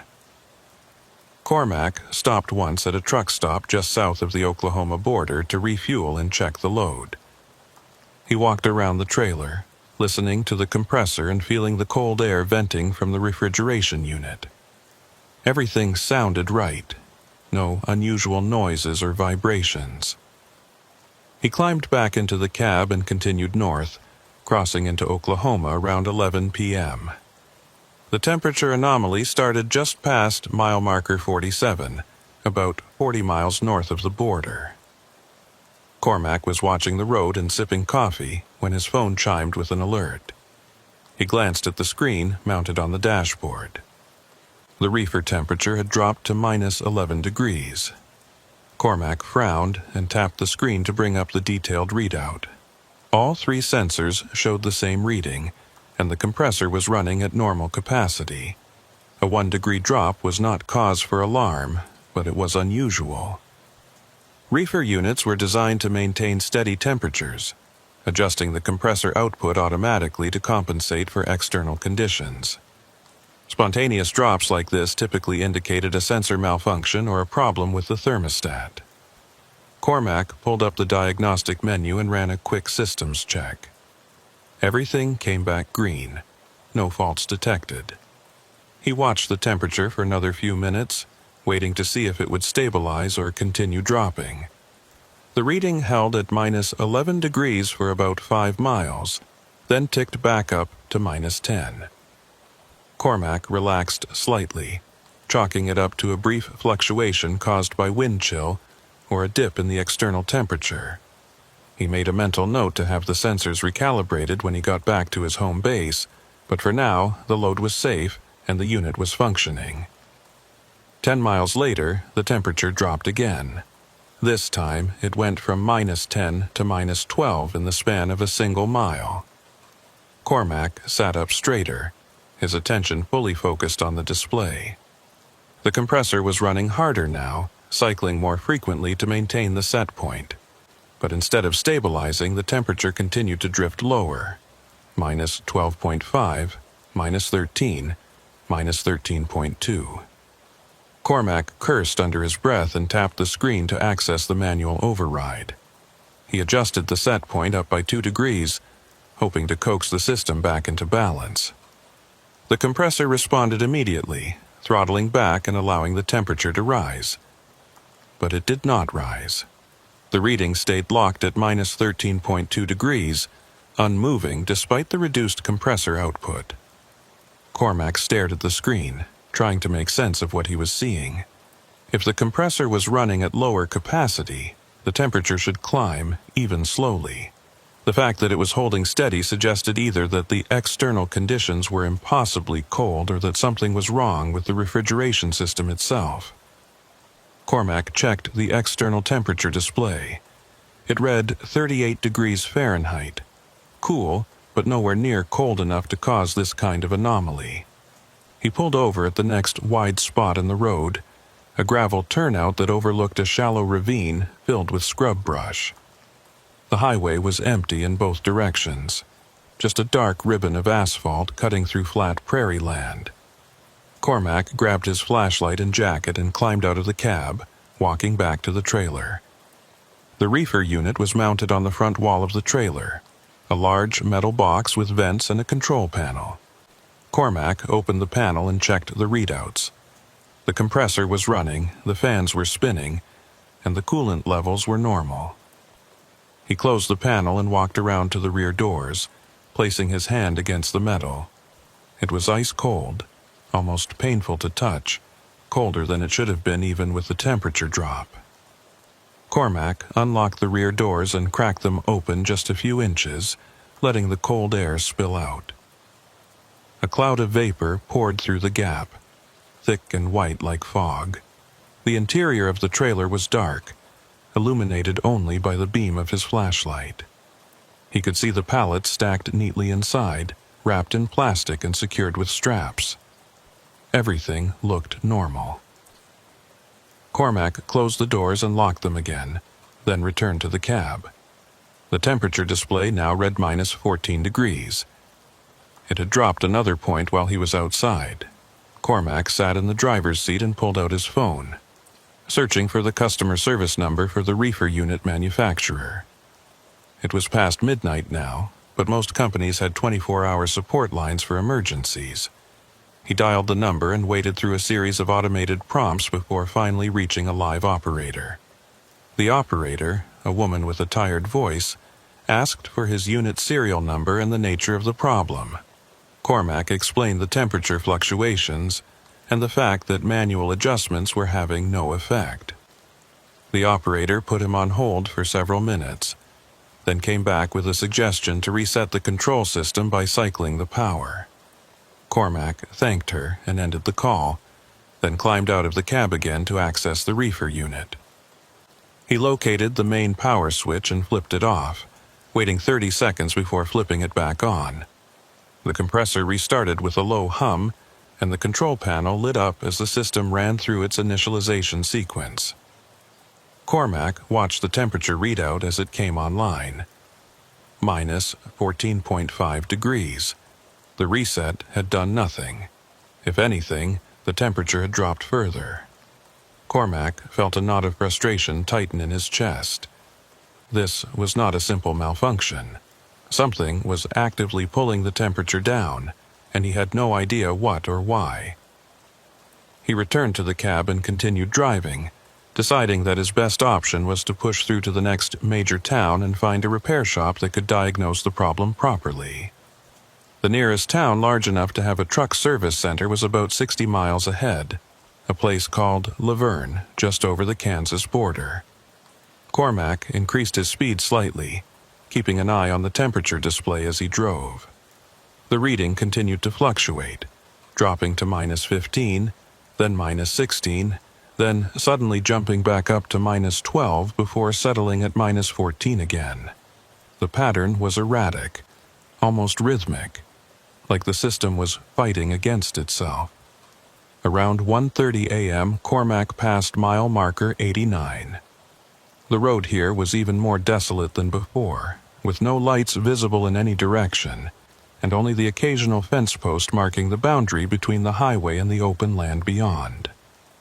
The temperature display showed -17 degrees now, far below the set point and well into the danger zone for most frozen products. Cormac knew that if the temperature stayed this low for too long, the vegetables in the trailer would become over-frozen, their cell structures rupturing and turning the product into mush when it thawed. The company would reject the load, and Cormac would be on the hook for the loss. He was considering pulling over again to call his dispatcher when he noticed something odd. There was a rest area ahead, marked by a small blue sign that indicated facilities and parking. Cormac did not remember seeing a rest area on this stretch of highway during previous runs, but it had been a while since he had driven this exact route. He slowed as he approached, debating whether to stop or push through to Laverne. The rest area was small and poorly lit, with just a few parking spaces and a single cinder block building that housed restrooms. There were no other vehicles in the lot, and the lights inside the building were off. Cormac almost drove past, but something made him pull in. Maybe it was the need to stretch his legs, or the hope that stopping might give the reefer unit a chance to stabilize. He parked near the entrance to the building and killed the engine, sitting in the silence for a moment. The temperature display on his phone showed -18 degrees now. Cormac shook his head and climbed out, zipping his jacket up against the cold night air. The rest area was quiet, the only sound coming from the distant hum of the reefer unit and the faint rustle of wind through the grass. He walked toward the building, intending to use the restroom and maybe splash some water on his face to wake himself up. As he approached the entrance, he noticed a piece of paper taped to the door. It was a maintenance notice printed on official-looking letterhead. The text was brief. Facilities temporarily closed for repairs. Expected reopening, TBD, M. Keene, Way Station Maintenance. Cormac frowned. The notice was dated 3 weeks ago, but the building looked like it had been closed for much longer. The windows were covered in dust, and the parking lot was littered with dead leaves and debris. He turned away from the building and walked back toward the truck, but something caught his eye. There was a small, rectangular object sitting on one of the picnic tables near the edge of the lot. Cormac walked over to investigate. It was a receipt printer, the kind used at gas stations and convenience stores, sitting in the middle of the table like someone had just set it down and walked away. The printer was still warm to the touch, and a fresh receipt was hanging from the slot. Cormac pulled the receipt free and held it up to the light from his phone. The print was clear but faded slightly, showing a transaction for diesel fuel and a date stamp. Today's date, 1:42 a.m., 17 minutes from now. Cormac stared at the receipt, his mind struggling to process what he was seeing. The timestamp was in the future, which was impossible unless the printer's clock was set wrong. But the receipt was warm, recently printed, and sitting on a table in an abandoned rest area where no one else was around. Cormac looked around the lot, searching for any sign of another person or vehicle. There was nothing, just his truck, the dark building, and the empty highway stretching away in both directions. He folded the receipt and put it in his pocket, then returned to the cab.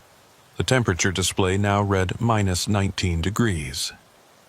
Cormac started the engine and pulled out of the rest area, accelerating back onto the highway. His hands were shaking slightly, not from cold but from a growing sense of unease that he could not quite name. The road ahead was dark and straight, the headlights cutting a narrow path through the night. Cormac pushed the truck up to 65 miles per hour, eager to put distance between himself and the rest area. As he drove, he became aware of a sound coming from the trailer. It was faint at first, barely audible over the road noise and the hum of the engine. A soft scraping, like something being dragged across metal. Cormac turned down the radio and listened more carefully. The sound was rhythmic, repeating every few seconds. Scrape, pause, scrape, pause. It seemed to be coming from the front section of the trailer, near the refrigeration unit. Cormac checked the mirrors, half expecting to see something on the road behind him. But there was nothing. Just the dark highway and the faint glow of his taillights reflecting off the asphalt. The temperature dropped again, minus 20 degrees, minus 21. The compressor was running at full capacity now, straining to keep up with whatever force was pulling the temperature down. Cormac knew that if it continued like this, the unit would burn out within an hour, leaving him with a trailer full of thawing vegetables and no way to keep them frozen. He needed to reach Laverne, find a repair shop, and get this sorted out before the damage became irreversible. But Laverne was still 40 miles away, and every mile felt longer than the last. Cormac passed another mile marker, the reflective numbers glowing briefly in his headlights before disappearing into the darkness behind him. He checked the display again, minus 22 degrees. The scraping sound from the trailer grew louder, more insistent, like something was trying to force its way through the walls. The scraping sound persisted for the next 15 miles, a steady rhythm that seemed to sync with the dropping temperature readings. Cormac kept his eyes on the road, but his attention was split between the highway ahead and the displays on his dashboard. Minus 23 degrees. Minus 24. The numbers kept climbing downward in defiance of every principle of thermodynamics he understood. Reefer units were designed to maintain cold, not to superheat in reverse. Even a catastrophic failure would result in warming, not this relentless freeze that seemed to be pulling heat out of the trailer faster than physics should allow. Cormac tried the manufacturer's support line again, but this time the call would not connect. The phone showed full signal strength, but each attempt to dial resulted in a single ring, followed by silence. He tried his dispatcher's number, then the main office line, then even his brother's cell phone just to test if the issue was specific to certain numbers. Every call failed the same way. One ring, then nothing.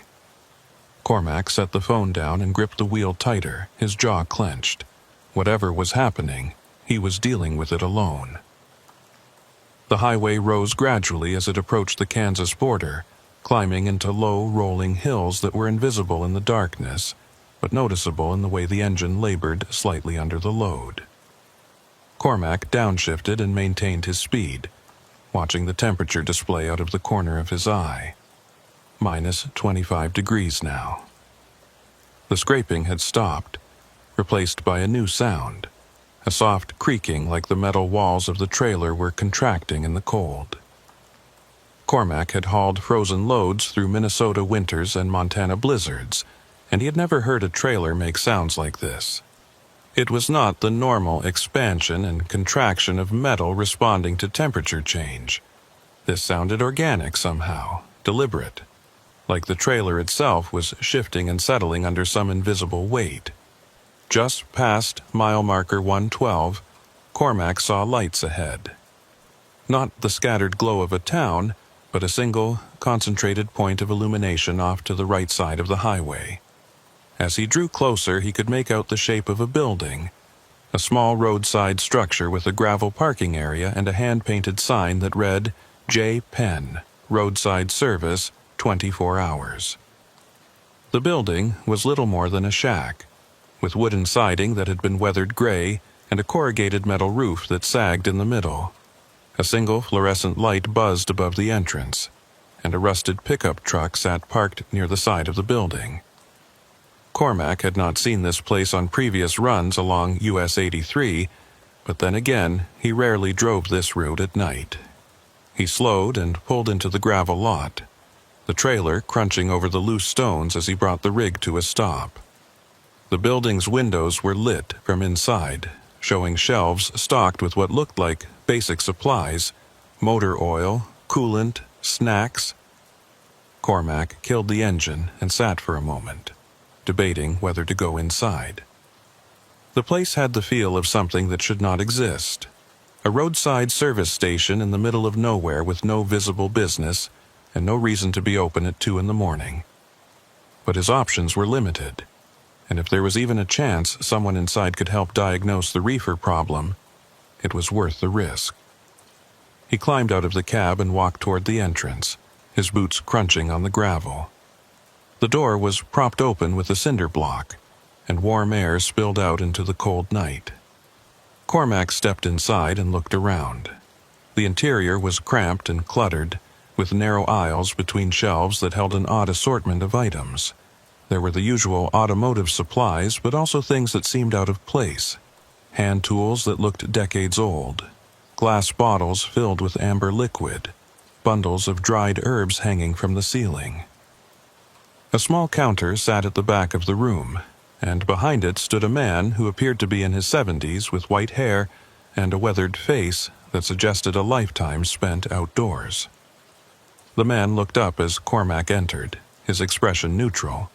"Help you?" he asked, his voice rough and unhurried. Cormac approached the counter and explained his situation. The temperature fluctuations, the failed diagnostics, the strange sounds from the trailer. The man listened without interrupting, his eyes fixed on Cormac with an intensity that was unsettling. When Cormac finished, the man nodded slowly. "Reefer acting up," he said, more statement than question. "Been seeing that a lot lately. The stretch of road has a way of doing things to equipment. Temperature drops, systems go haywire. Usually sorts itself out by morning." Cormac frowned. "Usually? What do you mean usually?" The man shrugged and reached under the counter, pulling out a handwritten ledger. He flipped through the pages, his finger tracing down columns of dates and notes. Had 3 other drivers stop in the past month with the same issue, all of them hauling cold loads, all of them having problems right around mile marker 89. He looked up at Cormac. "You passed that marker?" Cormac nodded. The man grunted and closed the ledger. "Thought so. Something about that spot. Air gets cold there, colder than it should. Plays hell with the sensors." Cormac wanted to ask more, but before he could speak, the man reached into a drawer and pulled out a receipt, handing it across the counter. "Here, you will need this for your records." Cormac took the receipt and glanced at it. It was printed on the same kind of thermal paper as the one he had found at the rest area, and it showed a fuel transaction dated today with a timestamp of 2:17 a.m. Cormac checked his watch. It was 2:09 a.m. The receipt was dated 8 minutes in the future. He looked up at the man, his pulse quickening. "This timestamp is wrong," he said, keeping his voice steady. The man glanced at the receipt and shrugged. "Printer clock runs fast sometimes. Don't worry about it." Cormac set the receipt on the counter and stepped back. "I did not buy any fuel." The man's expression did not change. "No, but you will. About 3 miles up the road there is a station. You will stop there because your fuel gauge will drop suddenly and you will think you are running out. When you stop, you will fill up, and the receipt will match this one." He tapped the paper with one finger. "Happens every time. Road makes things happen before they happen. Best just to go with it." Cormac felt a chill that had nothing to do with the temperature outside. He backed toward the door, keeping his eyes on the man. "Thanks for the information," he said, his voice tight. The man nodded. "Safe travels, and do not open the trailer doors until you get where you are going. Whatever is making that cold, it does not like being looked at." Cormac did not respond. He turned and walked quickly back to the truck, his heart pounding. He climbed into the cab and locked the doors, then sat gripping the wheel and trying to steady his breathing. The temperature display read -27 degrees. He started the engine and pulled out of the gravel lot, accelerating back onto the highway. The roadside service station disappeared in his mirrors, the single fluorescent light fading into the darkness. Cormac checked his fuel gauge. It showed just over half a tank, plenty to reach Laverne. He watched the needle carefully as he drove, waiting to see if it would drop the way the man had predicted. For the first 2 miles it stayed steady. Then, just past the 3-mile mark, the needle began to fall. Slowly at first, then faster, dropping from half to a quarter, then to an eighth, then hovering just above empty. Cormac cursed and looked ahead for a gas station. The highway was dark and empty, no signs of civilization in any direction. He was about to pull over and check the fuel tank for a leak when he saw lights ahead. A gas station exactly where the man had said it would be. Cormac pulled in, his mind reeling. The station was small and automated, with no attendant and no building, just 4 pumps under a metal canopy.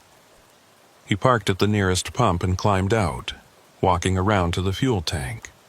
The cap was secure, no signs of leakage. He unscrewed it and inserted the nozzle, starting the pump. As the fuel flowed, Cormac pulled out the receipt the man had given him and compared it to the display on the pump. The amount was climbing toward the exact figure printed on the receipt, gallon for gallon. When the pump clicked off, the total matched perfectly. 42.3 gallons at $3.18 per gallon, totaling $134.51, the same numbers on the receipt. Cormac stared at the pump display, then at the paper in his hand. He had not bought fuel yet when the receipt was printed, but now the transaction had occurred exactly as predicted. Time was not flowing correctly here, or information was moving backward through it, creating receipts for events that had not happened yet but somehow would. Cormac replaced the nozzle and screwed the fuel cap back on, his hands shaking.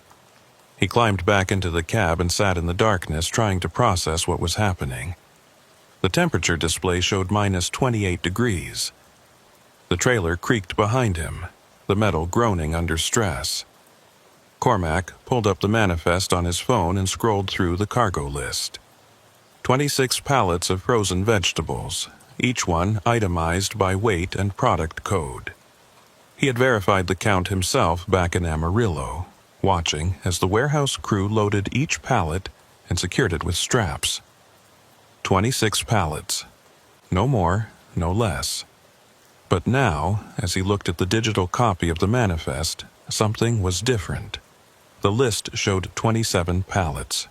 Cormac scrolled back to the top and counted again. 27. There was an extra entry at the bottom of the list, a pallet marked only as supplemental, do not inventory. No weight, no product code, just that single line of text. Cormac stared at the screen, his stomach tightening. He knew what he had loaded. He had counted every pallet, checked every strap. There had been 26. He was certain.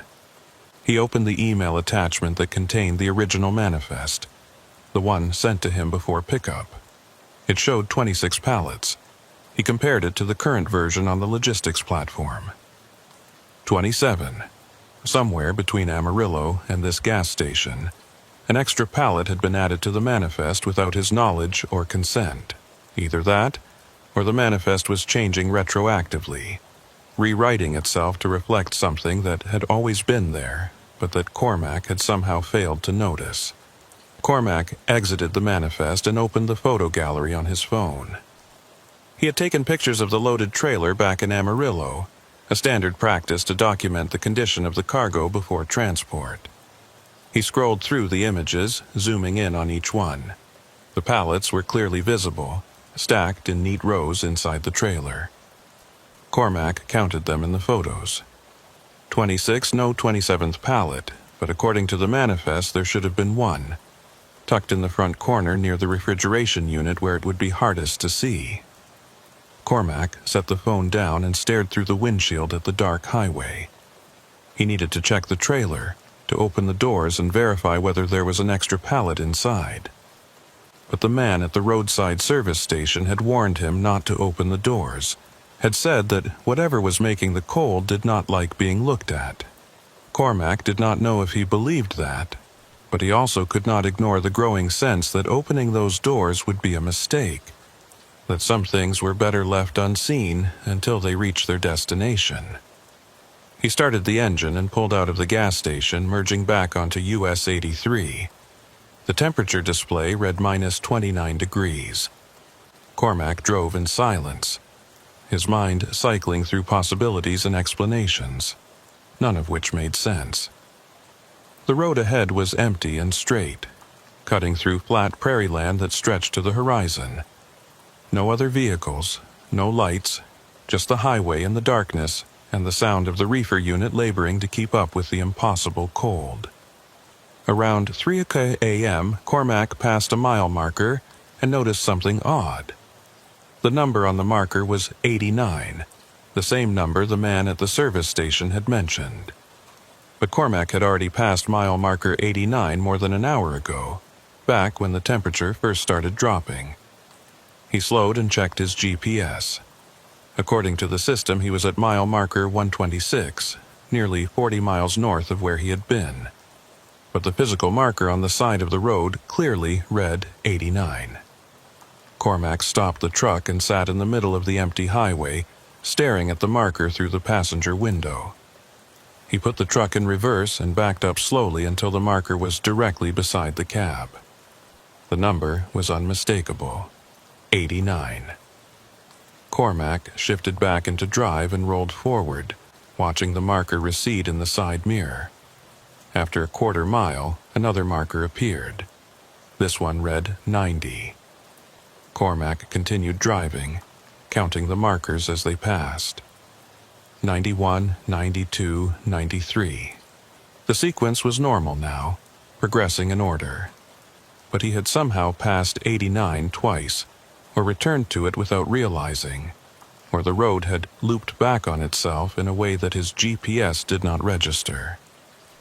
The temperature display dropped to minus 30 degrees. The creaking from the trailer grew louder, accompanied now by a faint whistling sound, like wind blowing through a narrow gap. Cormac checked the mirrors and saw frost forming on the rear doors of the trailer, thick white crystals spreading across the metal in intricate patterns. The frost should not have been visible from this distance, but it glowed faintly in the darkness, as if lit from within. Cormac accelerated, pushing the truck up to 70 miles per hour. He needed to get off this highway to reach a town with people and lights and some semblance of normalcy. But the road refused to cooperate.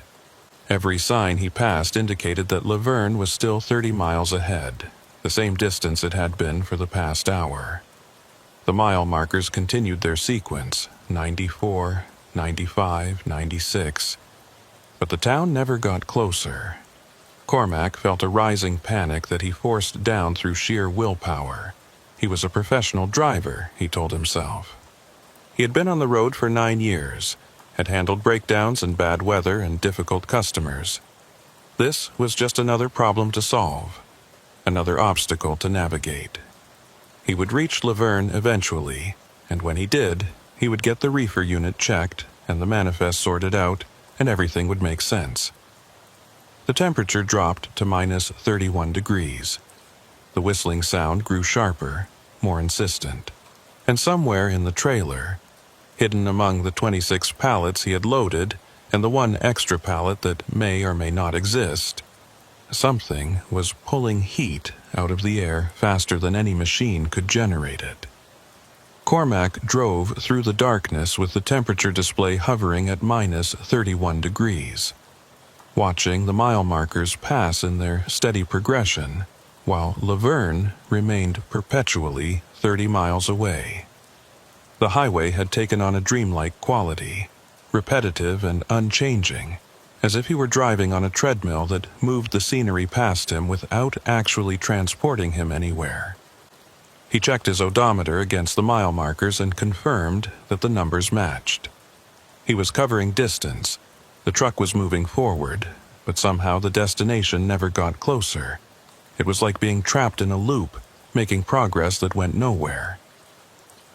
Around 3:45 a.m., the whistling sound from the trailer changed pitch, becoming higher and more sustained.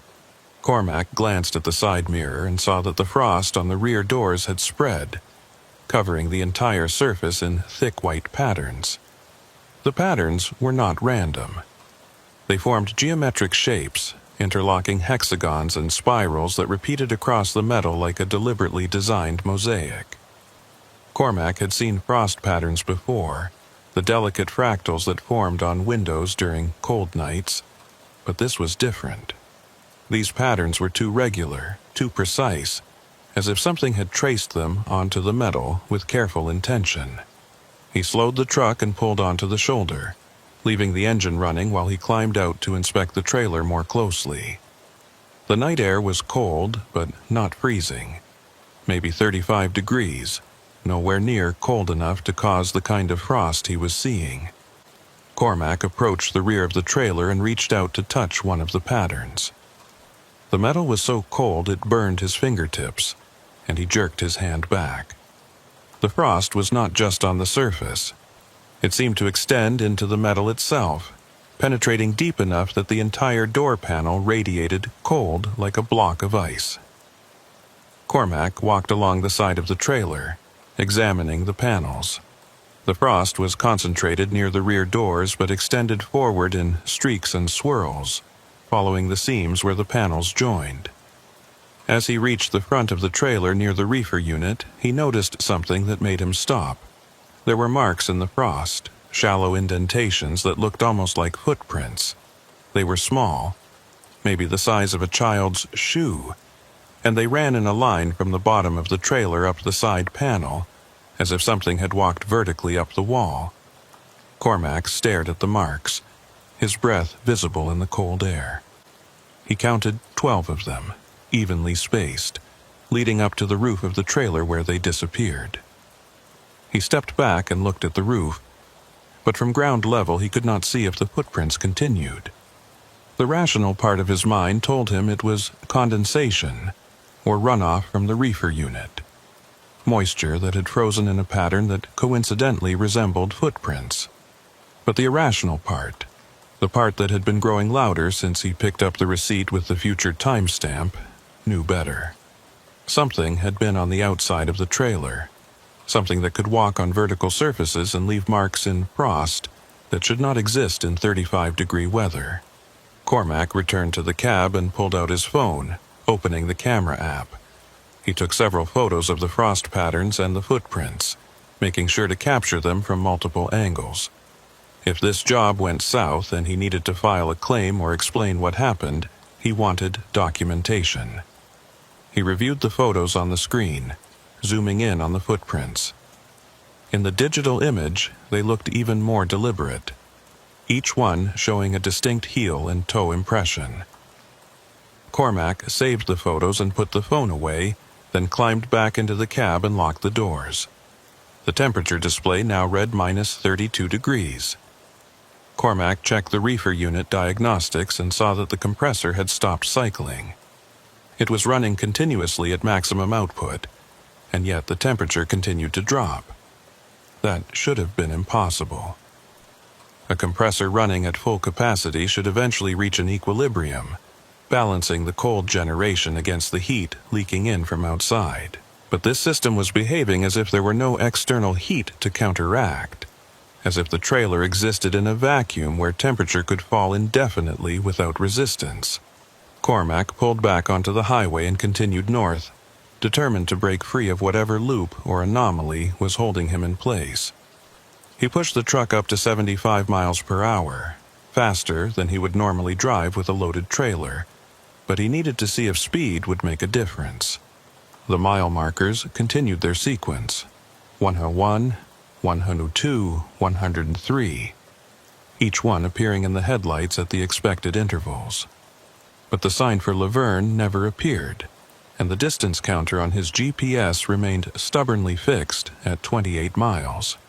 After another 15 minutes of driving, Cormac saw something new on the side of the road. It was a rest area, similar to the one he had stopped at earlier, but slightly larger. The sign indicated parking for trucks and RVs, and there were lights visible in the distance. Cormac almost drove past, but a desperate need for contact with another human being made him pull off. If there were other drivers at this rest area, he could ask them if they had experienced similar problems. Maybe this was a known issue on this stretch of highway, something that local drivers were familiar with, but that he, as an outsider, had never encountered. The rest area parking lot was empty except for a single sedan parked near the entrance to the restroom building. Cormac pulled the rig into a truck parking space and killed the engine. The temperature display read -33 degrees. He climbed out and walked toward the building, his footsteps crunching on the frost-covered pavement. The air felt warmer here, or maybe he was just adjusting to the cold. The building was a standard brick structure with restrooms on one side and vending machines on the other. The lights were on inside, and Cormac could see through the windows that the interior was empty. He pushed through the door and entered the building, grateful for the warmth. The vending machines hummed softly, and the fluorescent lights buzzed overhead. Cormac walked to the restroom and splashed cold water on his face, trying to wake himself up and clear his head. He looked at his reflection in the mirror above the sink. His eyes were bloodshot, his face pale and drawn. He looked like he had not slept in days, even though it had only been one night. The stress of the situation was wearing on him, eroding his composure mile by mile. When he stepped back outside, he noticed something odd about the sedan parked near the entrance.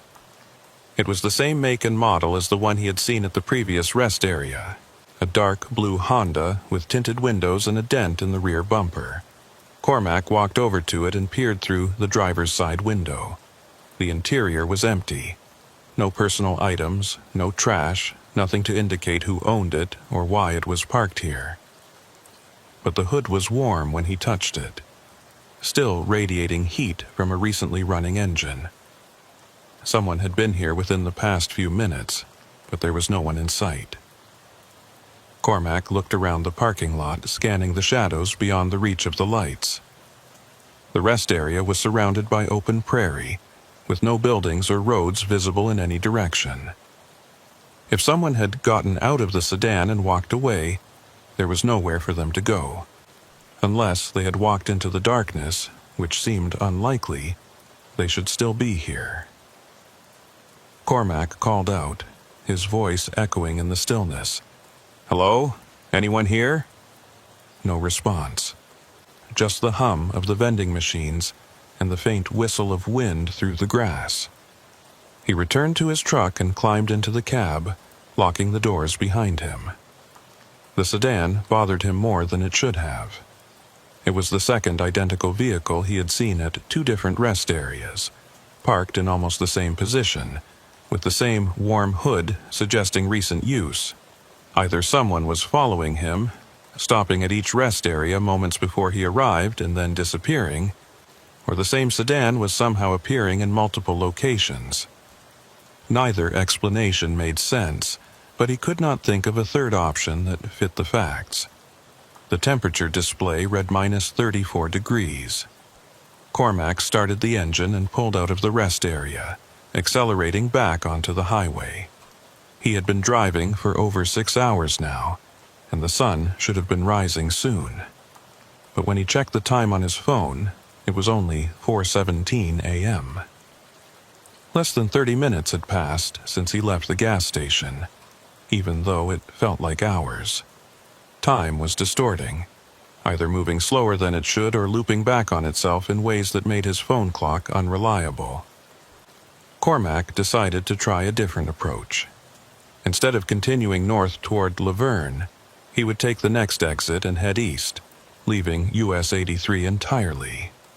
If the road itself was the problem, if there was something about this particular highway that was causing the anomalies, then getting off it might break the pattern. He watched for exit signs, but none appeared. The highway continued straight and unchanging, with no turnoffs or intersections. According to his memory of the route, there should have been at least 2 exits in the past 20 miles, small county roads that branched off to farming communities. But the road offered no escape, just the endless forward motion through darkness. The whistling from the trailer grew louder, joined now by a cracking sound, sharp and irregular like ice breaking under pressure. Cormac checked the mirrors and saw that the frost on the rear doors had thickened, forming a layer several inches deep. The patterns were more elaborate now, no longer just geometric shapes, but something that resembled writing. Cormac could not read the symbols, if that is what they were, but they had the structure of language. Characters arranged in lines that ran horizontally across the doors. He pulled over again and got out, walking back to examine the writing more closely. Up close, the symbols were even more distinct, each one carefully formed and clearly deliberate. Some of them looked like letters from alphabets Cormac vaguely recognized, Cyrillic or Greek, but distorted and combined in ways that did not correspond to any language he knew. Other symbols were entirely unfamiliar, abstract marks that could have been numbers or pictograms. Cormac took more photos, capturing the writing from multiple angles. He did not know what it meant, but it was evidence of something, proof that this was not just equipment failure or his imagination. As he stepped back to get a wider shot, his boot crunched on something that was not gravel. Cormac looked down and saw a thin layer of ice covering the pavement around the trailer. The ice extended in a rough circle about 10 feet in diameter, centered on the rear doors. It was not black ice, slick and invisible, but thick white ice that reflected the trailer lights. Cormac crouched down and touched it with his fingers. It was hard and cold, and when he scraped at it with his boot, it did not crack or chip. It felt more like glass than frozen water. He stood up and walked around the perimeter of the ice circle, trying to understand what he was seeing. The ice ended abruptly at the 10-foot mark, with no gradual thinning or melting. It was as if someone had drawn a precise boundary and frozen everything inside it. Beyond the circle, the pavement was dry and clear. Cormac looked at the trailer, then at the ice, then back at the trailer. Something inside was radiating cold with enough intensity to freeze the ground beneath it, cold that penetrated through the insulated floor and metal frame and turned moisture in the air into solid ice. Cormac returned to the cab and pulled up the manifest again, focusing on the entry for the extra pallet. Supplemental. Do not inventory. He tapped on the entry, hoping for more details, but it expanded to show only the same text. No weight, no dimensions, no product code. It was as if the pallet existed purely as a placeholder, a marker in the system that indicated something was there without defining what that something was. Cormac thought about the man at the roadside service station, Jubal Penn, who had warned him not to open the trailer doors. Whatever was making the cold, he had said, it did not like being looked at. Cormac made a decision. He would not open the doors. He would not inspect the cargo or try to verify whether the 27th pallet existed. He would drive straight through to Omaha, deliver the load as instructed, and let someone else deal with whatever was in that trailer.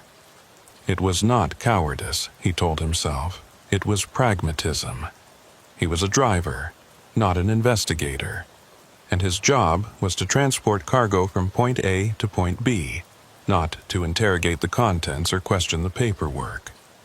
If something illegal or dangerous was being moved under the guise of frozen vegetables, that was a problem for law enforcement, not for him. He started the engine and merged back onto the highway, his resolve firm. The temperature display read minus 35 degrees. The cracking sounds from the trailer grew more frequent, a steady percussion that kept time with the miles. Cormac turned up the radio, trying to drown out the noise, but the only station he could find was playing a loop of old country songs, the same 3 tracks repeating over and over. After the 5th repetition, he turned the radio off and drove in silence. Just past mile marker 118, the highway began to descend into a shallow valley. Cormac could see lights in the distance now, a cluster of them that suggested a town. His heart lifted slightly. If this was Laverne, if he had finally broken free of the loop, then he could stop and get help, call a mechanic, report the problems with the reefer unit. He accelerated down the slope, watching the lights grow closer. But as he reached the bottom of the valley and the town came into view, his hope faded. The lights were not from Laverne. They were from the same rest area he had stopped at twice before. The one with the warm receipt printer and the closed maintenance notice signed by M. Keene. Cormac slammed on the brakes, bringing the truck to a stop in the middle of the highway. He stared at the rest area, his hands shaking on the wheel. He had been driving north for hours, covering over 100 miles according to the odometer, and yet he had somehow circled back to the same location. The highway was not a loop. There were no turns or exits that would allow for such a thing. But here he was, back at the starting point, with the temperature at minus 36 degrees, and the trailer covered in frost patterns that looked like writing in a language he could not read. He sat in the darkness, the engine idling, trying to decide what to do. He could not keep driving north if it only brought him back to where he started. But he also could not turn around and go south, because that would take him away from the delivery destination and leave him stranded with a failing reefer unit and a load of thawing vegetables. He was trapped, caught in a situation that defied logic and offered no clear solution. And somewhere in the trailer behind him, nestled among 26 pallets of frozen corn and green beans, was a 27th pallet that should not exist, pulling heat out of the air and rewriting the laws of physics 1 degree at a time. Cormac sat in the idling truck, staring at the rest area that should not have been there, and made a choice that felt less like courage and more like surrender. He would not try to understand what was happening. He would not attempt to force logic onto a situation that had abandoned all pretense of following natural law. Instead, he would simply wait for dawn, wait for the loop to break, wait for whatever force was manipulating the highway to finish with him and let him pass. He turned off the engine to conserve fuel and sat in the darkness with the temperature display glowing at minus 36 degrees. The first hour passed in silence. Cormac watched the dashboard clock, verifying that time was at least moving forward in the cab even if the world outside seemed frozen in repetition. The cracking sounds from the trailer continued at irregular intervals, sometimes quiet enough to ignore, sometimes loud enough to make him flinch. He tried not to think about the ice circle forming beneath the trailer or the footprints walking up the side panels, or the writing in the frost that resembled language. Those details led to questions he had no framework to answer, so he pushed them aside and focused on the simple act of waiting. Around 5:30 a.m. by his phone clock, something changed. The darkness outside began to thin, not with the gradual approach of dawn, but suddenly, as if someone had turned up a dimmer switch. Cormac sat up straighter and looked through the windshield. The sky to the east was lightening, streaks of gray and pale blue pushing back the blackness. The rest area looked different in the growing light, less sinister and more mundane. Just a small roadside facility with weathered concrete and faded paint. The sedan that had been parked near the entrance was gone. Cormac had not heard it start or drive away, but it was no longer there. He started the engine and checked the temperature display, minus 34 degrees. The temperature had risen 2 degrees, a small change but the first upward movement he had seen all night. Cormac felt a cautious flicker of hope. Maybe the anomaly was tied to darkness, to the hours between midnight and dawn when the highway was at its most deserted. Maybe sunrise would break whatever hold this stretch of road had on him. He pulled out of the rest area and back onto US 83, heading north once again. The mile markers resumed their sequence where he had left off, starting at 109 and climbing steadily. Cormac watched them carefully, counting each one and comparing it to his odometer. The numbers matched. He was making forward progress. After 10 miles, he passed a green highway sign that read, Laverne, 18 miles. Cormac exhaled slowly, his grip on the wheel loosening slightly. The town was finally getting closer. The loop had broken. He drove through the early morning light with the temperature slowly climbing, minus 33, minus 32, minus 31. The reefer unit was still running at full capacity, but the rate of temperature drop had reversed. Heat was returning to the system, either because the external conditions were normalizing or because whatever had been pulling the heat out was weakening with the sunrise. Cormac did not care which explanation was correct. All that mattered was that the crisis was easing and his cargo might still be salvageable. Laverne appeared on the horizon just after 6 o'clock a.m., a small town with grain elevators and a water tower visible against the pale sky. Cormac took the first exit and followed the signs to a truck service center on the east side of town. The facility was already open, with mechanics moving around the shop and 2 other trucks parked in the service bays. Cormac pulled into an empty bay and killed the engine, then climbed out and walked to the office. A woman in coveralls looked up from a computer as he entered, her expression friendly and professional. "Help you?" she asked. Cormac explained the temperature problems, keeping his description focused on the mechanical symptoms and avoiding any mention of the stranger aspects of the night. The woman took notes and asked a few clarifying questions, then told him a technician would take a look within the hour. Cormac thanked her and returned to the truck, too wired to sleep but too exhausted to do much else. He sat in the cab and scrolled through his phone, checking emails and messages he had missed during the night. There was nothing urgent, just routine dispatch updates and automated alerts. The technician arrived 40 minutes later, a young man named Travis who approached the truck with a tablet and a toolbox. He climbed up onto the trailer and opened the access panel for the reefer unit, running diagnostics while Cormac stood nearby and watched. After about 15 minutes, Travis climbed back down and shook his head. "System looks fine," he said. "No faults, no sensor errors. Temperature is reading minus 28 right now, which is colder than your set point, but it is stabilizing. Probably just had a thermostat glitch that resolved itself." Cormac frowned. "It dropped to minus 36 last night. I have the logs to prove it." Travis pulled up the unit's internal data log on his tablet and scrolled through the entries. "Lowest recorded temperature here is minus 29.2 at 4:47 a.m., nothing below that." He showed Cormac the screen. The graph displayed temperature fluctuations throughout the night, but the values never dipped below minus 29. Cormac stared at the data, his mind struggling to reconcile it with what he had seen on his own display. He had watched the numbers fall to minus 36. He had screenshots on his phone to prove it. He pulled out his phone and opened the photo gallery, scrolling to the images he had taken of the dashboard display.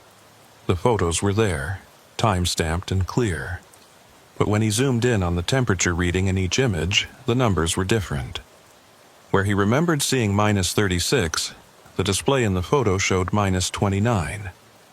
The data had changed retroactively, rewriting itself in both his phone's memory and the reefer unit's logs. Cormac lowered the phone and looked at Travis, who was watching him with a neutral expression. "You okay?" Travis asked. Cormac nodded slowly. "Yeah, just tired, long night." Travis clipped the tablet to his belt and gestured toward the rear of the trailer. "You want me to check the cargo, make sure nothing thawed or got damaged?" Cormac hesitated, then shook his head. "No, I will verify it at delivery. Thanks for checking the unit." Travis shrugged and walked back toward the shop, leaving Cormac alone with the truck. Cormac walked to the rear of the trailer and examined the doors. The frost was gone. The metal was cool to the touch but not freezing, and there were no patterns, no writing, no footprints. The ice circle that had formed on the pavement was also gone, leaving only clean asphalt beneath the trailer. It was as if the entire night had been erased, scrubbed from physical reality and left only in Cormac's memory. He pulled out his phone again and checked the photos he had taken of the frost patterns. The images were still there, but they had changed.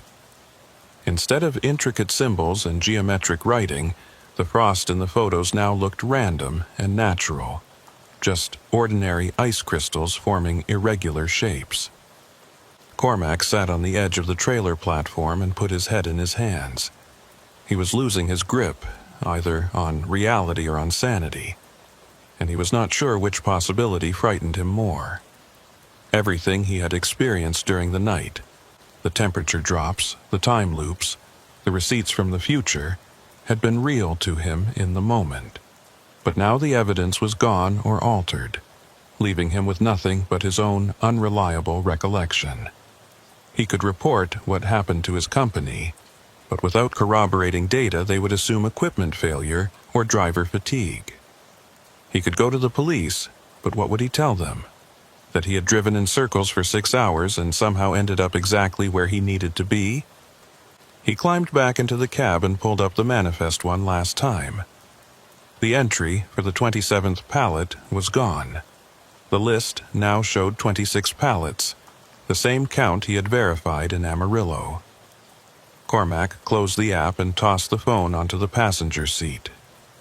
Whatever had been in the trailer, whatever had pulled the temperature down and frozen the ground beneath him, it had covered its tracks.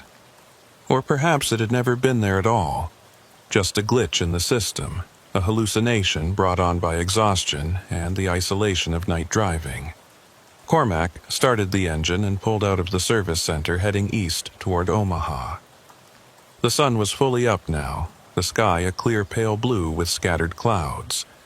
The reefer unit hummed steadily, maintaining a stable -10 degrees. The road ahead was straight and normal, with traffic picking up as the morning progressed. Cormac drove mechanically, his mind elsewhere, replaying the events of the night and searching for some explanation that made sense. He found none. He reached the distribution center in Omaha just before noon, backing the trailer up to the loading dock and presenting his paperwork to the warehouse supervisor. The supervisor verified the seal, checked the manifest, and authorized the offload. Cormac stood aside as the warehouse crew unloaded the pallets, watching them work with a detached curiosity. He counted each pallet as it came out. 1, 2, 3, all the way up to 26. No extra pallet. No supplemental item that was not supposed to be inventoried. Just frozen vegetables. Exactly as ordered. When the trailer was empty, Cormac walked inside and did a final inspection. The interior was clean and undamaged, with no scratches on the walls and no signs that anything unusual had occurred. The floor showed no footprints, no ice, no evidence of the extreme cold that had penetrated through the insulation. Cormac ran his hand along the wall where he had seen the claw marks in the frost. The metal was smooth and intact. He closed the doors and signed the delivery receipt, then climbed back into the cab and drove to a nearby truck stop. He parked in a far corner of the lot and sat in the cab staring at nothing. His phone rang, the dispatcher calling to confirm delivery and assign him the next load. Cormac let it go to voicemail. He was not ready to take another job, not ready to get back on the road and pretend that everything was normal. He needed time to process, to figure out whether what he had experienced was real or imagined. But time would not give him answers. The night had happened, and then it had unhappened, leaving him stranded between two versions of reality with no way to prove which one was true. That evening, Cormac checked into a motel near the truck stop and tried to sleep. He lay in the dark room with the television on low volume, drifting in and out of shallow rest. Around midnight, he gave up and turned on the light, pulling out his phone to review the photos one more time. The images of the frost patterns and the dashboard temperature readings were still there, but they continued to show the altered versions, the random frost and the lower numbers. Cormac scrolled to the photo of the receipt from J. Penn's roadside service station, the one with the future timestamp. The image was blank now, just a white screen with no text or numbers visible. Cormac deleted the photos and put the phone away. There was no point in keeping them. They were not evidence of anything except his own confusion. He turned off the light and lay in the darkness, listening to the sounds of trucks coming and going in the parking lot outside. He thought about the man at the roadside station, Jubal Penn, who had warned him not to open the trailer. Penn had known what would happen, had known about the temperature drops and the time loops and the receipts that printed before the transactions occurred, which meant this had happened to other drivers, maybe many of them, and they had all chosen to stay silent about it because talking made you sound crazy. Cormac decided he would do the same. He would accept the next load assignment, drive his route, and never speak about the night on US 83. If other drivers asked about the highway, he would say it was fine, just a long stretch of nothing between Amarillo and Omaha. He would not mention the rest areas or the mile markers that repeated, or the sedan that appeared in multiple locations. And he would never, under any circumstances, haul a refrigerated load along that route again. 3 days later, Cormac was back on the road, heading west with a load of electronics bound for Phoenix. The dispatcher had offered him a northbound run along US 83, but he had declined without explanation. The dispatcher had not pressed for details, just assigned him a different route. Cormac was grateful. He drove through Kansas and into Colorado, then down through New Mexico, keeping to the interstates and avoiding the smaller highways. Everything was normal. The loads stayed secure, the equipment functioned properly, and the mile markers progressed in order without looping or skipping. But at night, when he stopped at rest areas to sleep, Cormac found himself checking the parking lots for a dark blue sedan with a dent in the rear bumper. He never saw it, but the absence did not bring relief. He knew it was out there somewhere, parked at a rest area on a lonely highway, waiting for the next driver to pull in and discover a warm hood and an empty interior. And somewhere on US 83, between mile markers 89 and 119, the temperature was dropping in the back of a trailer that should not exist, pulling heat out of the air and leaving frost patterns that looked like writing in a language no one could read. Cormac kept the receipt from the gas station, the one that had predicted his fuel purchase 8 minutes before it happened. He had folded it carefully and placed it in his wallet, a small piece of paper that proved nothing but meant everything. Sometimes, when he stopped for fuel at normal stations on normal highways, he would pull out the receipt and look at it. The numbers were still there, unchanged.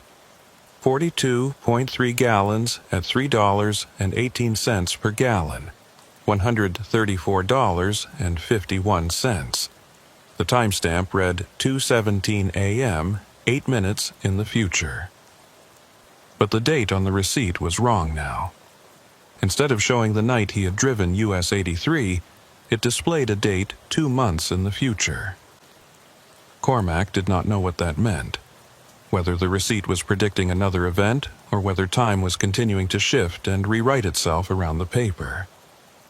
He kept it anyway, tucked between his CDL and a $20 bill, a reminder that some roads led to places that were not on any map, and some deliveries were made to destinations that existed in the spaces between what was real and what was possible.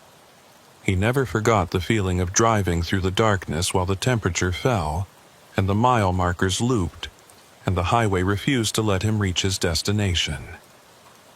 And he never stopped wondering about the 27th pallet, the one that had appeared in the manifest and then disappeared, leaving no trace except a memory that might have been imagination. Somewhere in a warehouse, or a distribution center, or a loading dock, that pallet was waiting. And when the time came, when the temperature dropped, and the frost began to form and the footprints appeared walking up the side of a trailer, another driver would find it and wonder, just as Cormac had, whether they were losing their mind or whether the world was stranger and colder than anyone wanted to admit. The highway stretched on, and Cormac drove, and the miles added up. But he never took US 83 north again. Some roads, he had learned, were better left to others. Bram Hollis had been driving freight for 14 years, long enough to develop an instinct for when a route was about to go sideways. It was not anything he could articulate, just a feeling that settled in his gut when too many small things started going wrong in sequence. A delayed departure, a last-minute cargo change, a dispatcher who spoke too quickly and avoided direct questions. On this particular Wednesday evening in late October, Bram felt that instinct stirring as he pulled out of a warehouse complex in Memphis with a load of industrial plumbing supplies bound for a construction site in Little Rock. The delay had started at the loading dock, where the warehouse crew had taken an extra 2 hours to locate the correct pallets and verify the inventory. By the time Bram signed the paperwork and secured the load, it was almost 8 p.m., 3 hours behind schedule. The dispatcher had called twice during the wait, asking increasingly pointed questions about his estimated arrival time and whether he could make up the lost hours on the road. Bram had given non-committal answers, knowing that pushing too hard on unfamiliar roads at night was a good way to end up in a ditch or worse, but the pressure was there, an unspoken expectation that he would deliver on time regardless of circumstances. He merged onto I-40 westbound as the last of the daylight faded from the sky, the highway stretching ahead in a straight line toward Arkansas. Traffic was moderate, a mix of commuters heading home and other commercial vehicles making their evening runs. Bram settled into the right lane and let the miles roll by, watching the reflective markers on the roadside flash past in steady rhythm. The load was secure, the truck was running smooth, and the weather forecast showed clear skies all the way to Little Rock. Everything should have been routine. The first sign of trouble came about 40 miles west of Memphis, just past the town of Brinkley. Bram's GPS, a commercial-grade unit he had been using for 5 years without issue, suddenly recalculated the route. The screen flickered, then displayed a new path that diverged from I-40 and headed south on a series of smaller highways. Bram frowned and tapped the screen, trying to revert to the original route. The GPS recalculated again, insisting on the southern detour. The estimated arrival time remained the same, which did not make sense given that the detour added at least 30 miles to the trip. Bram pulled over at the next rest area and checked the GPS settings. Everything looked normal. The destination was correct. The routing preferences were set to avoid tolls and prioritize highways. But when he started the route planning again, the GPS gave him the same detour, a path that took him off I-40 and onto Highway 17 south. Bram considered ignoring the GPS and following the interstate as planned, but years of experience had taught him that GPS errors usually indicated road closures or construction that had not been updated in his system. If I-40 was blocked ahead, the detour might be his only option. He pulled out his phone and checked the state transportation website for road conditions. The page loaded slowly, the mobile signal weak this far from major population centers. When it finally displayed, There were no reported closures on I-40 between his current location and Little Rock. Bram sat in the idling truck, weighing his options.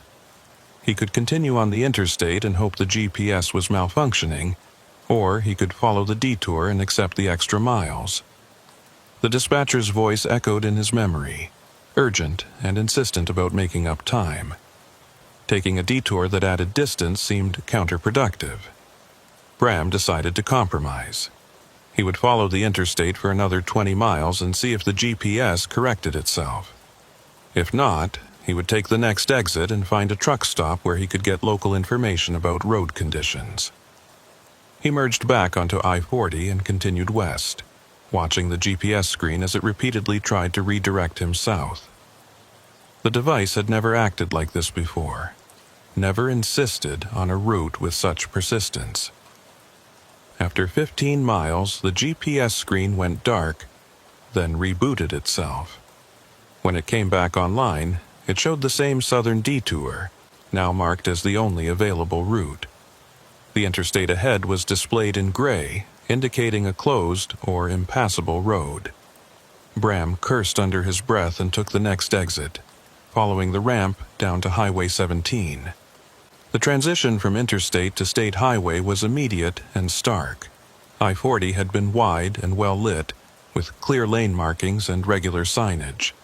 Highway 17 was narrow and dark, a two-lane road that cut through dense forest with no shoulder and no reflective markers. Bram slowed to 50 miles per hour, his headlights the only source of illumination for miles. The trees crowded close to the road, their branches forming a canopy overhead that blocked out the stars.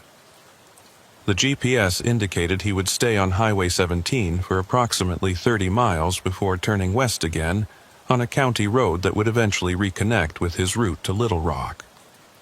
Bram checked the estimated arrival time. It still showed 11:45 p.m., the same time the GPS had displayed before the detour. That was impossible. The detour added distance and reduced his average speed, which should have pushed the arrival time later. Unless the GPS was calculating based on speeds he could not safely maintain on these roads, the math did not work. Bram drove through the darkness with both hands on the wheel, his attention focused on the road ahead. The highway curved gently through the forest, rising and falling over low hills. He passed no other vehicles, no driveways, no signs of human habitation. The only structures he saw were occasional hunting stands mounted in trees near the roadside, their platforms dark and empty. After 20 minutes, he reached a small intersection where Highway 17 crossed a county road marked only by a number, Road 412. The GPS instructed him to turn left. Bram slowed and peered down the county road.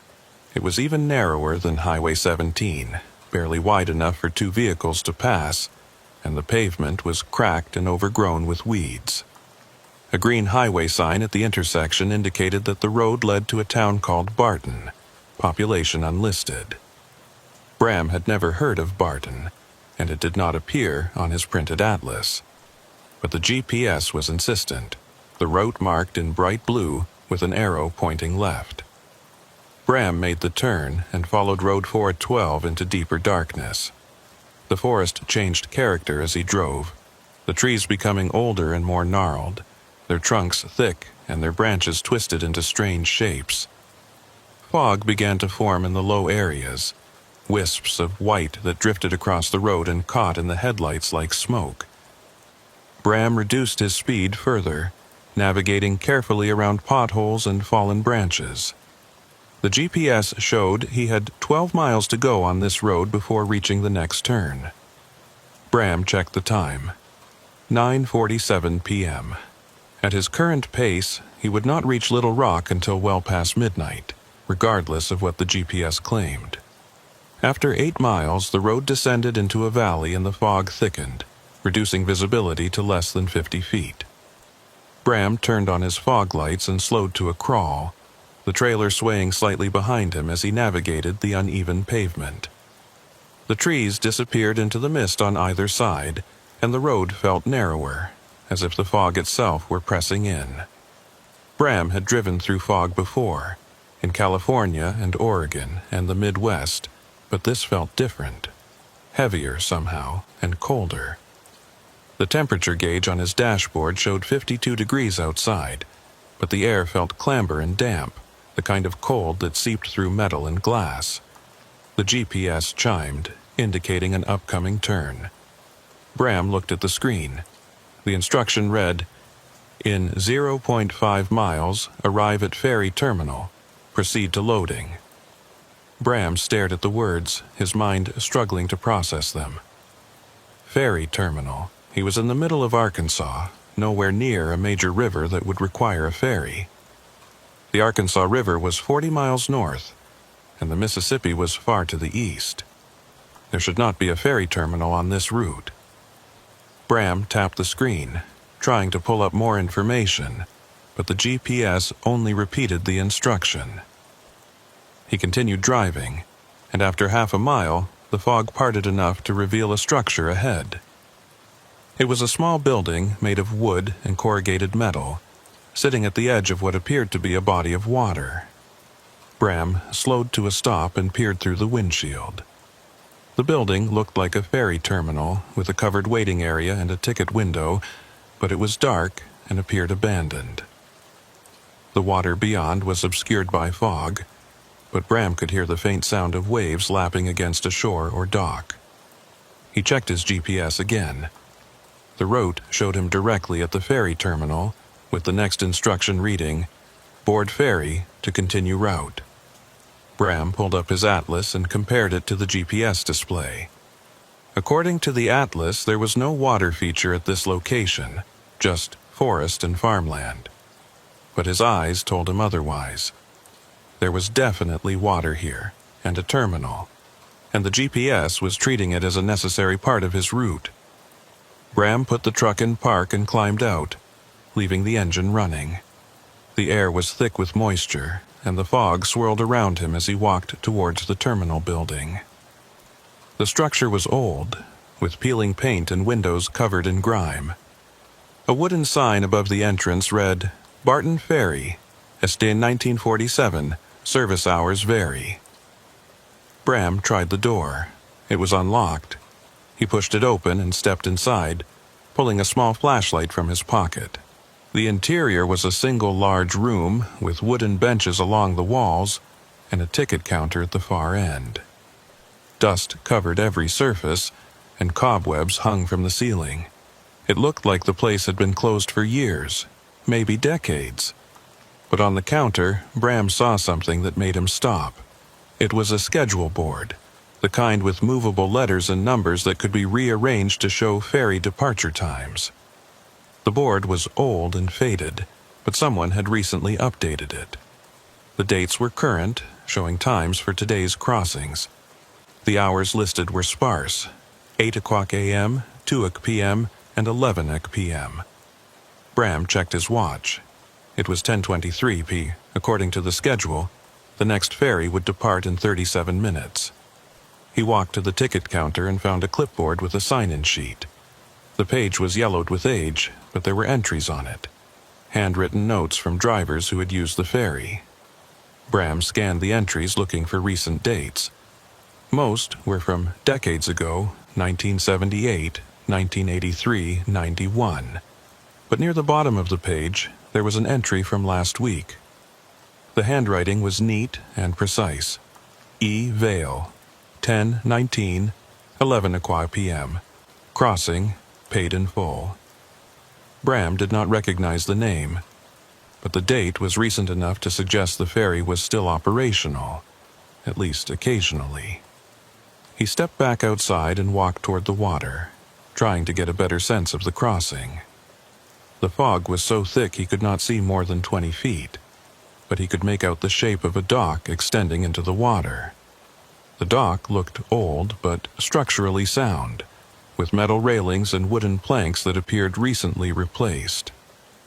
He returned to the truck and sat in the cab, trying to decide what to do.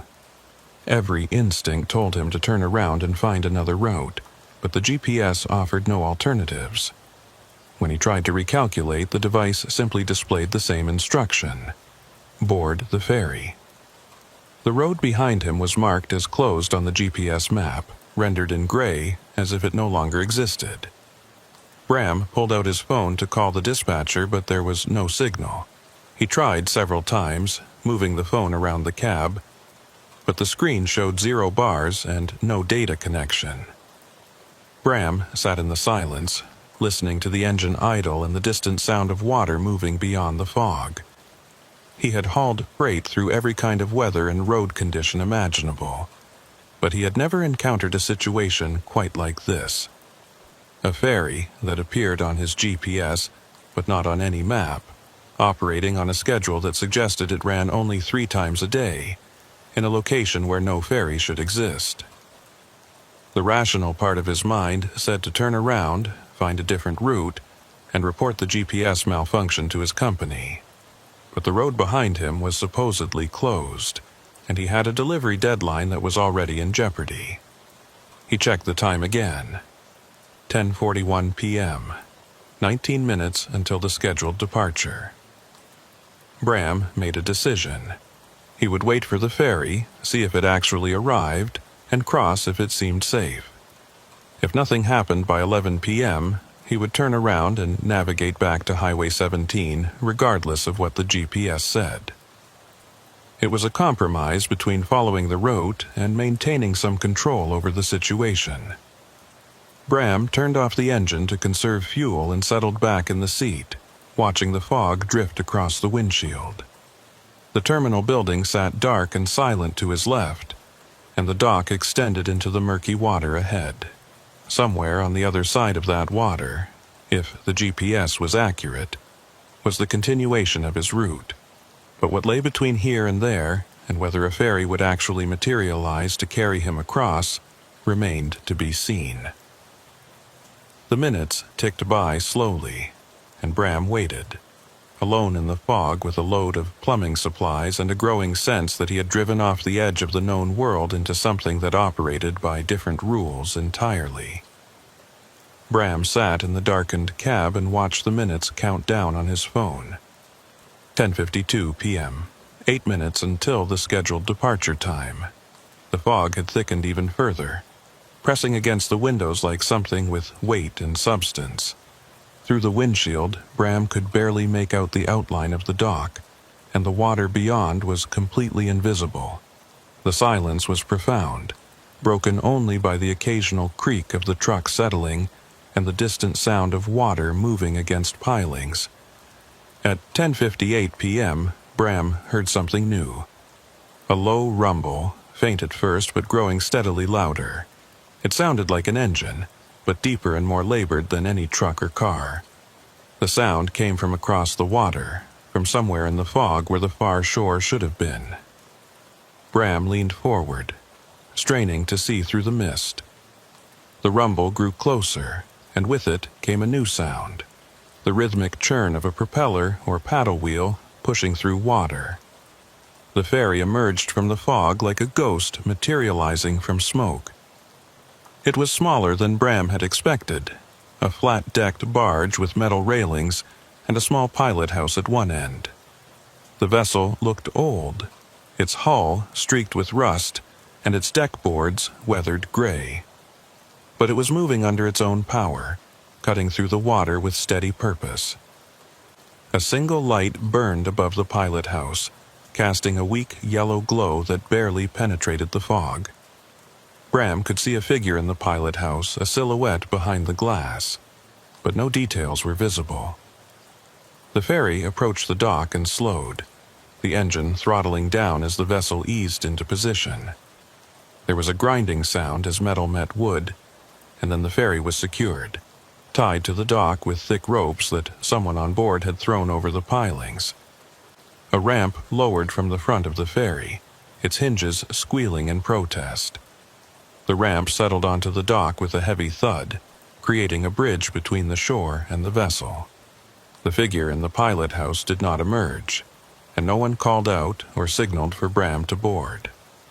Bram started the truck engine and sat for a moment, hands on the wheel, trying to decide if this was real or if he was experiencing some kind of hallucination brought on by exhaustion and fog. The ferry looked solid enough, and the sound of the engine was unmistakable. But everything about the situation felt wrong, from the location of the terminal to the timing of the ferry's arrival exactly at the scheduled hour. Bram thought about the sign-in sheet inside the terminal, the entry from E. Vale dated just last week. Someone had used this ferry recently. Someone had crossed this water and continued their journey. Bram put the truck in gear and eased forward, the headlights cutting through the fog as he approached the dock. The wooden planks creaked under the weight of the truck, but they held.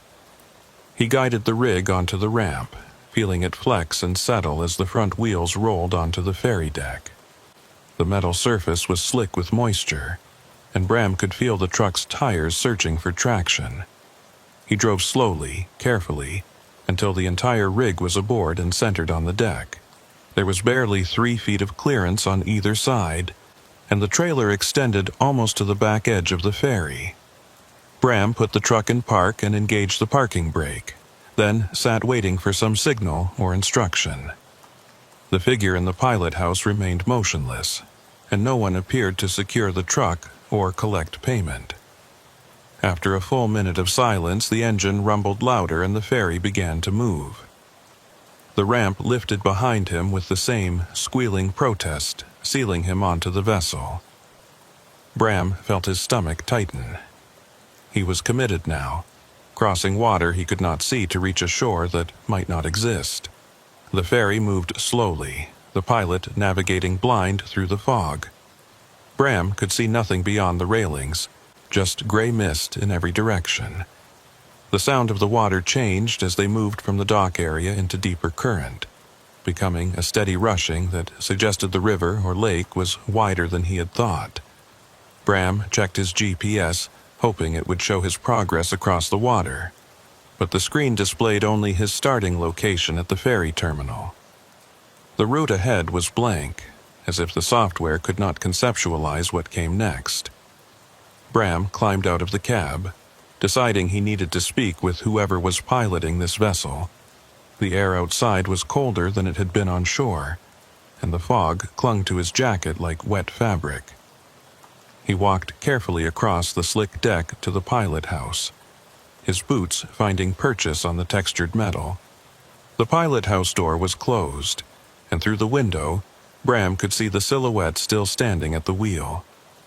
He knocked on the door, the sound flat and absorbed by the fog. No response.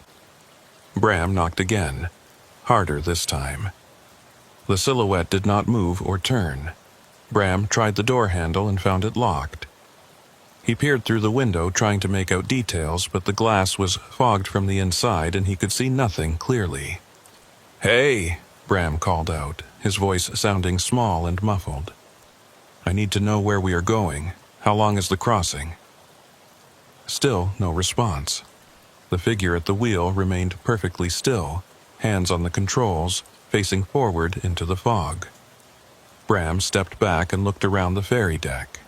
There were no other passengers, no other vehicles, just his truck sitting alone on the metal platform. He walked to the railing and looked over the side, trying to gauge the depth and speed of the water. The surface was dark and smooth, moving past at a steady pace. Bram could not tell if they were crossing a river or a lake, and the fog made it impossible to see either shore. He checked his watch. 11:09 p.m. They had been on the water for 6 minutes. He returned to the truck and climbed back into the cab, locking the doors behind him. The sense of wrongness that had been building all evening was now a constant pressure in his chest, making it difficult to breathe normally. Bram pulled out his phone and tried again to get a signal. 0 bars. He tried the CB radio, cycling through the channels and calling out for anyone monitoring. Static answered him on every frequency, thick and unchanging. He was completely cut off, isolated on a ferry that should not exist, crossing water that was not on any map. The ferry continued its steady progress through the fog. Bram watched the clock on his phone, counting the minutes. 10 minutes, 15, 20. The crossing was taking far longer than seemed reasonable for a river or small lake. After 25 minutes, Bram began to seriously consider that they were lost, that the pilot had become disoriented in the fog and was navigating in circles. But the engine maintained its steady rhythm, and the water continued to flow past in the same direction, suggesting they were still making forward progress. At 32 minutes, the fog ahead began to thin. Bram sat up straighter, watching as shapes started to emerge from the mist. Trees appeared first, dark silhouettes against the gray, and then the outline of a shore. The ferry was approaching land. Bram felt a rush of relief mixed with lingering unease. They had made it across, wherever across was. The ferry slowed as it approached the dock, and Bram could see that this terminal was nearly identical to the one they had departed from. A small building, a covered waiting area, and a wooden dock extending into the water. The ferry bumped against the dock with a gentle impact, and the ramp lowered with the same squealing hinges. Bram started the engine and waited for some signal to proceed. When none came, he eased the truck forward, rolling off the ferry and onto the dock. The wooden planks groaned under the weight but held firm. Bram drove slowly up the dock and onto solid ground, following a gravel road that led away from the water. He checked his mirrors and saw the ferry already pushing away from the dock, heading back into the fog without waiting for additional passengers. Bram drove about 100 yards from the terminal and pulled over, putting the truck in park. He needed to get his bearings, to figure out where he was and how to proceed. The GPS was still not displaying the surrounding area, just showing his location as a blue dot on a blank screen. Bram pulled out his atlas and tried to estimate based on the time and direction of travel, but without knowing what body of water he had crossed, he could not pinpoint his location. He climbed out of the truck and looked around. The gravel road continued ahead, disappearing into forest similar to what he had driven through to reach the ferry. There were no signs, no markers, nothing to indicate where this road led. Bram walked back toward the terminal, hoping to find a map or information board. The building here was identical to the one on the other side, same weathered wood and corrugated metal. The door was unlocked, and Bram stepped inside. The interior was a mirror image of the first terminal, same layout, same wooden benches and ticket counter. But this room showed more signs of use. The dust was thinner, and there were fresh footprints on the floor, boot prints that led from the door to the counter and back. Bram followed the prints to the counter and found another clipboard, another sign-in sheet. This one had more recent entries, several from the past month. Bram scanned the names and dates, looking for E. Vale. He found it 3 entries from the bottom. E. Vale, 10:19, 11:42 p.m. Arrival, proceeding west. Bram checked his watch. It was 11:44 p.m. now, just 2 minutes later than when E. Vale had signed in last week. The coincidence was unsettling, but Bram tried to focus on the practical information. E. Vale had proceeded west, which suggested the road ahead led in that direction. Bram pulled out a pen from his pocket and added his own entry to the sheet. B. Hollis, 10:26, 11:44 p.m. arrival. He hesitated, then added, cargo delivery to Little Rock. He wanted there to be a record, something to prove he had been here if things went wrong. As he set the pen down, Bram noticed something else on the counter. It was a business card, slightly water-damaged but still legible. The card read, Calder Mott, County Deputy, Emergency Contact. Below the name was a phone number. Bram pulled out his phone and checked for a signal. Still nothing.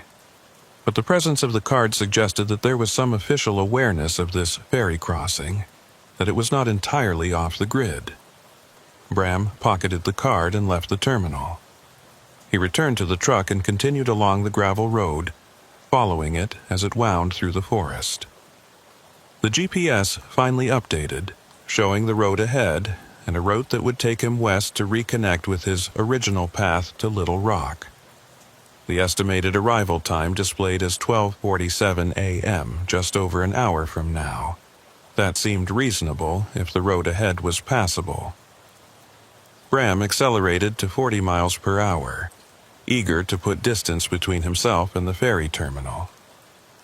After about 10 minutes, the gravel road intersected with a paved county highway. A green sign indicated that the highway led west to a town called Carlisle, 30 miles ahead. Bram recognized the name from his atlas. Carlisle was on his route, a small town between here and Little Rock. If he could reach Carlisle, he could get back on familiar roads and salvage the delivery. He turned onto the highway and increased his speed to 55, the truck handling smoothly on the paved surface. The fog had thinned considerably on this side of the water, and Bram could see the road clearly for several hundred yards ahead. The forest continued on both sides, but the trees were more spread out here, with occasional clearings and farmland visible in the distance. Bram began to relax slightly, his grip on the wheel loosening. Maybe the worst was over. Maybe the ferry crossing had been real, just an obscure route that GPS software occasionally suggested for reasons he did not understand. But then his phone rang. The sound was so unexpected in the silence that Bram flinched, nearly swerving into the opposite lane. He grabbed the phone from the cup holder and looked at the screen. The caller ID showed Calder Mott, County Deputy. Bram stared at the name, his mind racing. He had just picked up that business card 15 minutes ago. There was no way anyone could know he had it, and even less reason for a county deputy to be calling him at midnight. Bram hesitated, then answered the call. "Hello?" His voice sounded uncertain even to himself. A man's voice came through the speaker, calm and measured. "This is Deputy Mott. Am I speaking with Bram Hollis?" Bram's throat tightened. "Yes. How did you get this number?"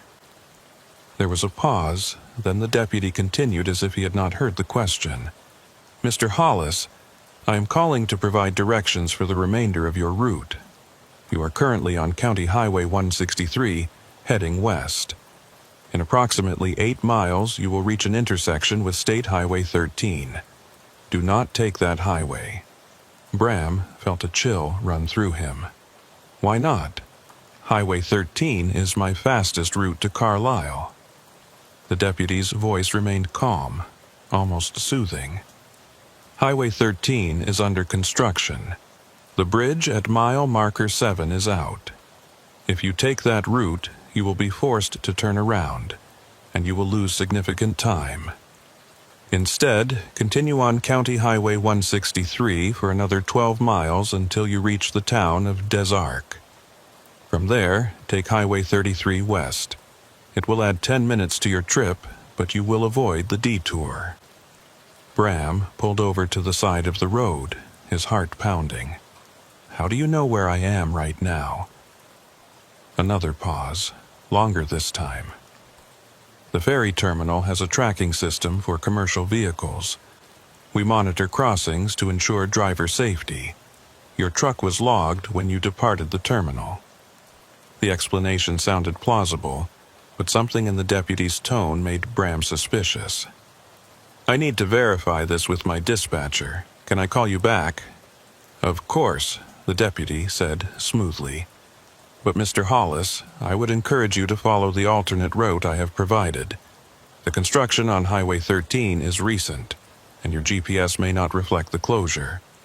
Proceeding in that direction will only cause delays." The line went dead before Bram could respond. He looked at the phone screen. The call had lasted 1 minute and 47 seconds, and the number displayed matched the one on the business card. Bram tried to call back, but the number went straight to a recording. "The number you have dialed is not in service."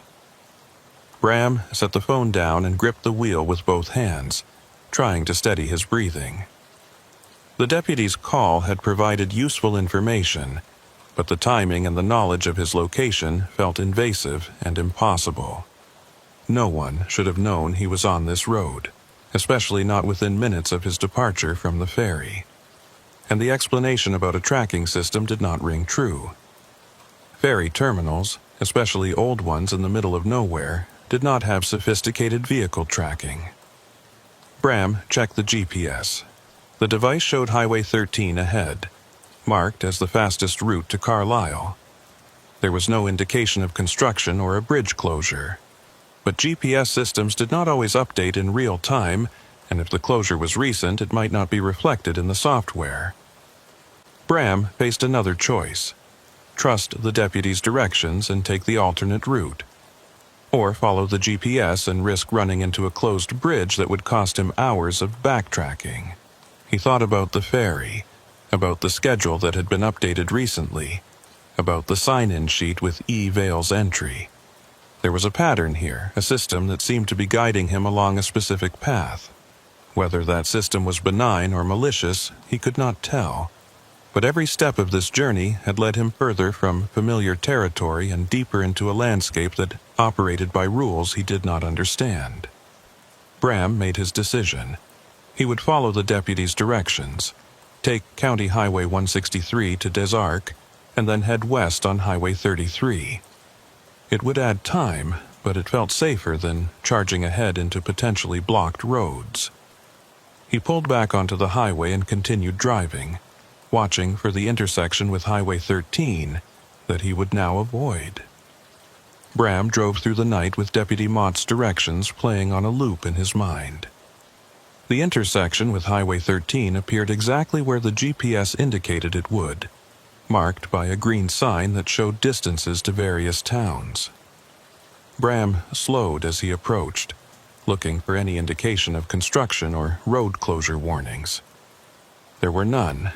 The highway looked clear and well-maintained, stretching north into the darkness with fresh lane markings visible in his headlights.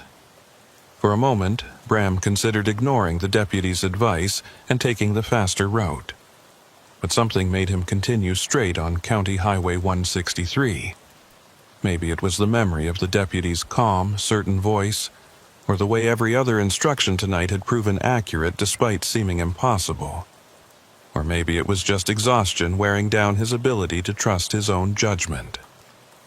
Whatever the reason, Bram stayed on 163 and watched Highway 13 disappear in his mirrors.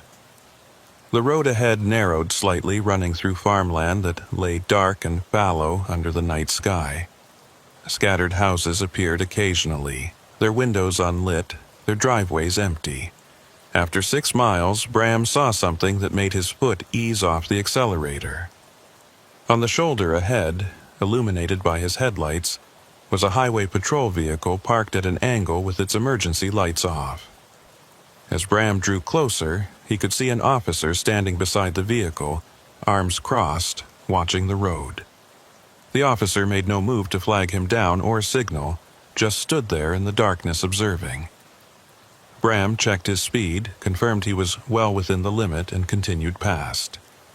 In his side mirror, he watched the officer remain motionless, not even turning to watch the truck pass. Bram's hands tightened on the wheel. The encounter felt staged, like the officer had been placed there specifically for him to see. A reminder that he was being watched, that his route was being monitored. But by whom and for what purpose remained unclear. The deputy's phone call, the officer on the roadside, the ferry that had arrived exactly on schedule, they all suggested a level of coordination that went beyond normal traffic management.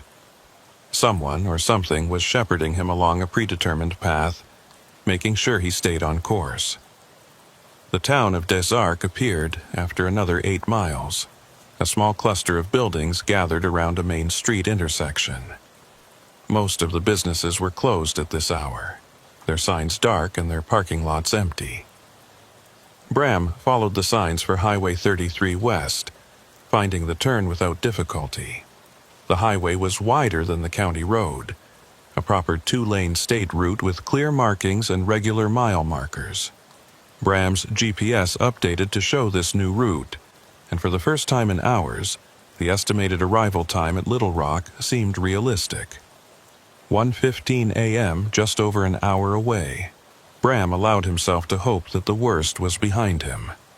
He had made it across the ferry, navigated the detour, and was now on a recognized highway heading in the right direction. The delivery might be late, but he could still complete it tonight and file a report about the GPS malfunction and the unexpected ferry crossing. His company would want documentation, and Bram had plenty to provide: the terminal locations, the sign-in sheets, the business card from Deputy Mott. It would be enough to justify the delays and explain the unusual route. But 20 minutes into the drive on Highway 33, Bram's phone chimed with an alert. He glanced at the screen and saw a notification from the delivery app his company used to manage shipments. The notification read, "Delivery address updated. New location confirmed." Bram's stomach dropped. He pulled over onto the shoulder and opened the app, navigating to his current shipment details. The delivery address had changed. Instead of the construction site in Little Rock that he had been heading toward all night, the address now showed a warehouse facility in a town called Pine Bluff, 40 miles southeast of Little Rock. Bram stared at the screen, reading the address 3 times to make sure he was seeing it correctly. Pine Bluff was in the opposite direction from where he was heading. The new route would add another 90 minutes to his trip and take him even further from the interstate. Bram checked the timestamp on the update. It had been entered at 11:52 p.m. while he was crossing on the ferry with no cell signal. Someone had changed the delivery location during the exact window when he could not receive the notification or respond to it. He tried calling the dispatcher, but the call would not connect. The phone showed a signal now, 2 bars, but every attempt to dial out resulted in the same error message. Call cannot be completed as dialed. Bram tried the main office number, the after-hours emergency line, even his supervisor's personal cell. None of them would connect. It was as if his phone had been selectively blocked from making outgoing calls while still allowing him to receive notifications and texts. Bram sat on the shoulder with the engine idling, trying to decide what to do.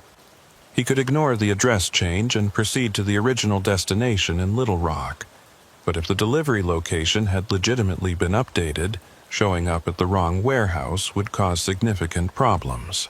The cargo would be refused, the delivery would be marked as failed, and Bram would face potential penalties and lost income. On the other hand, if the address change was fraudulent, or part of whatever manipulation had been guiding him all night, driving to Pine Bluff could lead him even deeper into danger. Bram pulled out the paperwork from the original pickup in Memphis, looking for a customer contact number. He found one and tried dialing it on his phone. This call connected, ringing twice before going to an automated voicemail system. Bram left a message explaining the situation and requesting confirmation of the delivery address, then ended the call. He knew it was unlikely anyone would check voicemail at 1 in the morning, but at least he had tried to verify the information through proper channels. With no other options available, Bram made the decision to follow the updated address. If it was wrong, he would have documentation showing he had followed the instructions provided by the company's system. He entered Pine Bluff into his GPS and started the new route. The device calculated the path and displayed an estimated arrival time of 2:47 a.m. Bram pulled back onto the highway and headed southeast, watching the mile markers count upward as he drove deeper into Arkansas. The highway was almost empty at this hour, with only occasional vehicles passing in the opposite direction. Bram kept his speed steady at 60 miles per hour, fighting the fatigue that was beginning to drag at his consciousness. He had been awake for nearly 20 hours, and the stress of the evening had drained him more than any normal drive. His eyes felt gritty, and his thoughts were starting to blur at the edges, random associations and half-formed ideas intruding on his concentration. After 30 minutes, Bram saw another highway patrol vehicle, this one parked on an overpass above the highway. The vehicle's lights were off, but someone was standing on the overpass railing, looking down at the traffic. Bram could not make out details in the darkness, just a silhouette backlit by distant streetlights. As Bram passed underneath, he glanced up through the windshield. The figure remained motionless, watching. Bram accelerated slightly, an irrational urge to put distance between himself and the overpass. His phone chimed again. Another notification, this time a text message from an unknown number. Bram picked up the phone and read the message. Maintain current route. Do not deviate. Arrival window, 2:45, 2:50 a.m. The message had no signature, no identifying information. Bram stared at it, his pulse quickening. The arrival window was exactly what his GPS was showing, accurate to within minutes. Whoever sent the message had access to his location, his route, and his estimated arrival time in real time. Bram typed a reply. "Who is this?" He sent the message and waited. 3 dots appeared, indicating someone was typing a response. The dots pulsed for several seconds, then disappeared. No message came through. Bram tried again. "I need to verify the delivery address. Please confirm." The same pattern, 3 dots, then nothing. Whoever was on the other end was monitoring his messages but choosing not to respond. Bram tossed the phone onto the passenger seat and gripped the wheel with both hands. He was being herded, guided along a specific path with just enough information to keep him moving, but not enough to understand the full picture. Every attempt to communicate with the outside world was blocked or redirected. He was isolated, alone in his truck on a dark highway, following instructions from sources he could not verify or trust. The town of Pine Bluff appeared on the horizon around 2:35 a.m., its lights reflecting off low clouds that had moved in during the past hour. Bram followed the GPS directions through the quiet streets, passing closed businesses and residential neighborhoods. The warehouse address was on the industrial edge of town, in a district of large metal buildings surrounded by chain-link fencing. Bram found the correct street and drove slowly, looking for building numbers. The warehouse was at the end of a dead-end road, set back from the street behind a wide gravel lot. The building was dark, with no lights visible in the windows or above the loading docks. A sign near the entrance read, "Riverside Distribution, Receiving Hours, MF 6 a.m. 4 p.m.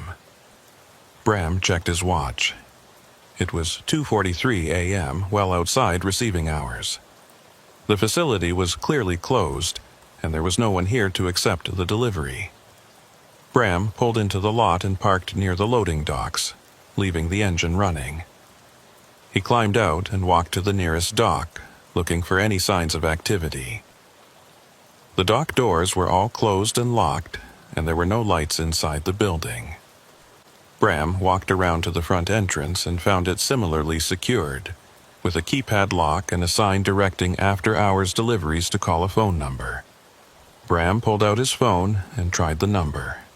It rang once, then disconnected. He returned to the truck and sat in the cab, staring at the dark warehouse.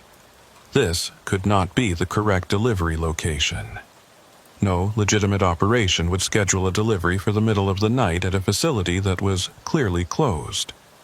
But the address in the system had been updated, and Bram had followed the instructions he was given. He pulled out his camera and took several photos of the warehouse, the address sign, and the closed loading docks. If this turned into a dispute, he wanted documentation. As Bram was reviewing the photos, he noticed something in one of the images that he had not seen with his eyes. In the background, barely visible in the darkness beyond the warehouse, there was a structure on the far side of the property. It looked like another building, smaller than the main warehouse, with a single light burning above what appeared to be a door. Bram zoomed in on the image, trying to make out details. The structure was set back in the trees, connected to the main lot by a narrow gravel path. Bram looked up from the phone and peered into the darkness where the photo indicated the structure should be. He could just barely make out the glow of the light, a faint yellow point in the distance. He sat for a moment, debating whether to investigate. Every instinct told him to stay in the truck, to wait until morning, or until he could reach someone at his company who could clarify the situation. But the light suggested someone was there, and if this was where he was supposed to deliver the cargo, he needed to confirm it. Bram grabbed his flashlight and climbed out of the truck, walking toward the gravel path. The path was overgrown with weeds, suggesting it was not regularly used. Bram followed it into the trees, his flashlight beam cutting through the darkness ahead. After about 100 yards, the path opened into a small clearing where the structure stood. It was a cinder block building, single-story, with no windows and a single metal door. The light above the door was on, and there was a sign mounted beside it. Receiving, night deliveries only. Bram approached the door and knocked. The sound echoed flatly, absorbed by the surrounding trees. No response. He tried the door handle and found it unlocked. The door swung open, revealing a small office space lit by a single overhead bulb. The room was sparse, containing only a desk, a filing cabinet, and a chair. On the desk was a clipboard with a delivery log, similar to the sign-in sheets he had seen at the ferry terminals. Bram stepped inside and examined the log.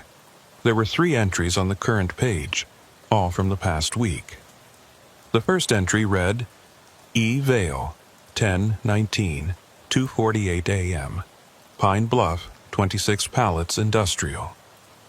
The second entry was from 10/22, a different name Bram did not recognize. The third entry was blank except for a time. 2:45, 2:50 a.m., 10:26. Today's date. The arrival window from the text message. Bram felt the hair on the back of his neck stand up. This entry had been prepared for him, left blank for him to fill in. The time window matched his arrival exactly. He looked around the small office, searching for cameras or any indication of who had prepared this log. There was nothing, just the desk and the filing cabinet and the oppressive silence of the surrounding forest. On the wall behind the desk was a map, yellowed with age, showing the region around Pine Bluff. Several locations were marked with red circles, and thin red lines connected them in a web-like pattern. Bram recognized one of the locations as the ferry terminal where he had crossed. Another was marked at the intersection where he had decided not to take Highway 13. A third was here, at this warehouse. The lines connecting them formed a route, the exact route he had driven tonight. Bram's hands began to shake. This was not random. This was not a series of coincidences or GPS malfunctions. Someone had planned this route, had marked these locations, and had guided him from point to point with phone calls and text messages and address changes. But why? What was the purpose of roading him through an obscure ferry crossing and along back roads to reach a warehouse that could have been accessed directly from the interstate in half the time? He looked back at the delivery log and noticed something else. Next to each entry was a notation. Transfer complete. Proceed to secondary. The entries were not recording deliveries to this location. They were recording transfers, shipments being moved from one truck to another or one location to another. Bram thought about the pallets in his trailer, the industrial plumbing supplies he had loaded in Memphis. He had not inspected them since the pickup, had not verified their contents or checked them against the manifest. Bram left the office and walked quickly back to his truck. He grabbed the paperwork from the cab and reviewed it under the dome light. The manifest listed 22 pallets of plumbing supplies, each one itemized by type and weight. But Bram remembered loading 23 pallets in Memphis. He had counted them himself as the warehouse crew secured them in the trailer. He pulled out his phone and scrolled through his photos, finding the images he had taken of the loaded trailer. He counted the pallets in the photo. 23. The manifest had changed, just like the temperature logs in the reefer trailer on US 83. just like the photos of the frost patterns. Or maybe the manifest had always shown 22, and Bram's memory was faulty. He could not tell anymore what was real and what was false, what had been altered and what he was imagining. The night had eroded his ability to trust his own perceptions. Bram walked to the rear of the trailer and unlocked the doors, swinging them open. The interior was dark, and he aimed his flashlight inside, counting the pallets. 22. One was missing, or one had never been there, or Bram had miscounted in Memphis. He climbed into the trailer and inspected the remaining pallets, looking for any signs of tampering. The shrink wrap was intact on all of them. The straps were secure and nothing appeared disturbed. But in the space where a 23rd pallet should have been, where Bram's memory insisted one had been loaded, there was a small patch of discoloration on the trailer floor. The metal was darker there, as if something had been sitting in that spot for a long time and had left a stain. Bram crouched down and touched the discoloration. The metal was slightly warmer than the surrounding floor, still holding residual heat from whatever had rested there. Bram backed out of the trailer and closed the doors, his mind racing. One pallet had been removed during the journey, taken from the trailer during one of his stops, or while he was crossing on the ferry. Or it had never been loaded, and the whole memory was a fabrication, a trick of his exhausted mind. He returned to the small office in the trees and picked up the pen attached to the clipboard. In the blank entry he wrote, B. Hollis, 10:26, 2:47 a.m., Pine Bluff, 22 pallets, industrial. As soon as he finished writing, he heard an engine start in the distance. Bram stepped outside and looked toward the main warehouse. A truck was pulling out of the lot, a semi similar to his own, but with no company markings. The truck turned onto the road and headed back toward town, its taillights disappearing quickly into the darkness. Bram ran back to his rig, but by the time he reached the main lot, the other truck was gone. Bram climbed into his cab and sat breathing hard, trying to process what he had just seen. Another truck had been here, hidden somewhere on the property, waiting. Waiting for what? For Bram to arrive? For him to log his delivery and confirm the transfer? He did not know, and he was not sure he wanted to know. His phone chimed one final time. A text message from the same unknown number. Delivery confirmed. Proceed to original destination, Little Rock. New ETA 4:15 a.m. Bram stared at the message. The original destination, the construction site in Little Rock, was back on. The detour to Pine Bluff had apparently served its purpose, and now he was being redirected to complete the job he had started in Memphis. Bram started the engine and pulled out of the lot, following the GPS as it recalculated the route to Little Rock. He drove through the sleeping town of Pine Bluff and back onto the highway, heading northwest now. The sky was beginning to lighten in the east, the first hint of dawn touching the horizon. Bram had been on the road for nearly 10 hours, and he still had another 90 minutes to go. He reached Little Rock just after 4 a.m. and found the construction site without difficulty. The site was active even at this hour, with work lights illuminating the area and crew members moving equipment. Bram backed up to the designated unloading zone and waited while a foreman reviewed his paperwork. The foreman checked the manifest, verified the pallet count, and signed the delivery receipt without comment. The cargo was offloaded efficiently, and within 30 minutes Bram was cleared to leave. As he drove away from the construction site, Bram felt a strange mixture of relief and unease. The delivery was complete, the job was done, and he had documentation showing he had followed all instructions and arrived on time, despite the unexpected route changes. But the night had left him with questions that had no answers, and memories that might or might not be real. He found a truck stop on the outskirts of Little Rock and pulled in, parking in a far corner away from other vehicles. He was exhausted, but he knew he would not be able to sleep. Instead, he pulled out the business card for Deputy Calder Mott and tried calling the number one more time. The call went through, ringing normally, and this time someone answered. Mott. The voice was the same calm, measured tone from the earlier call. Bram's mouth went dry. "This is Bram Hollis. You called me last night with directions." There was a pause. "I am sorry, Mr. Hollis, but I think you have the wrong number. I did not call anyone last night. I was off duty."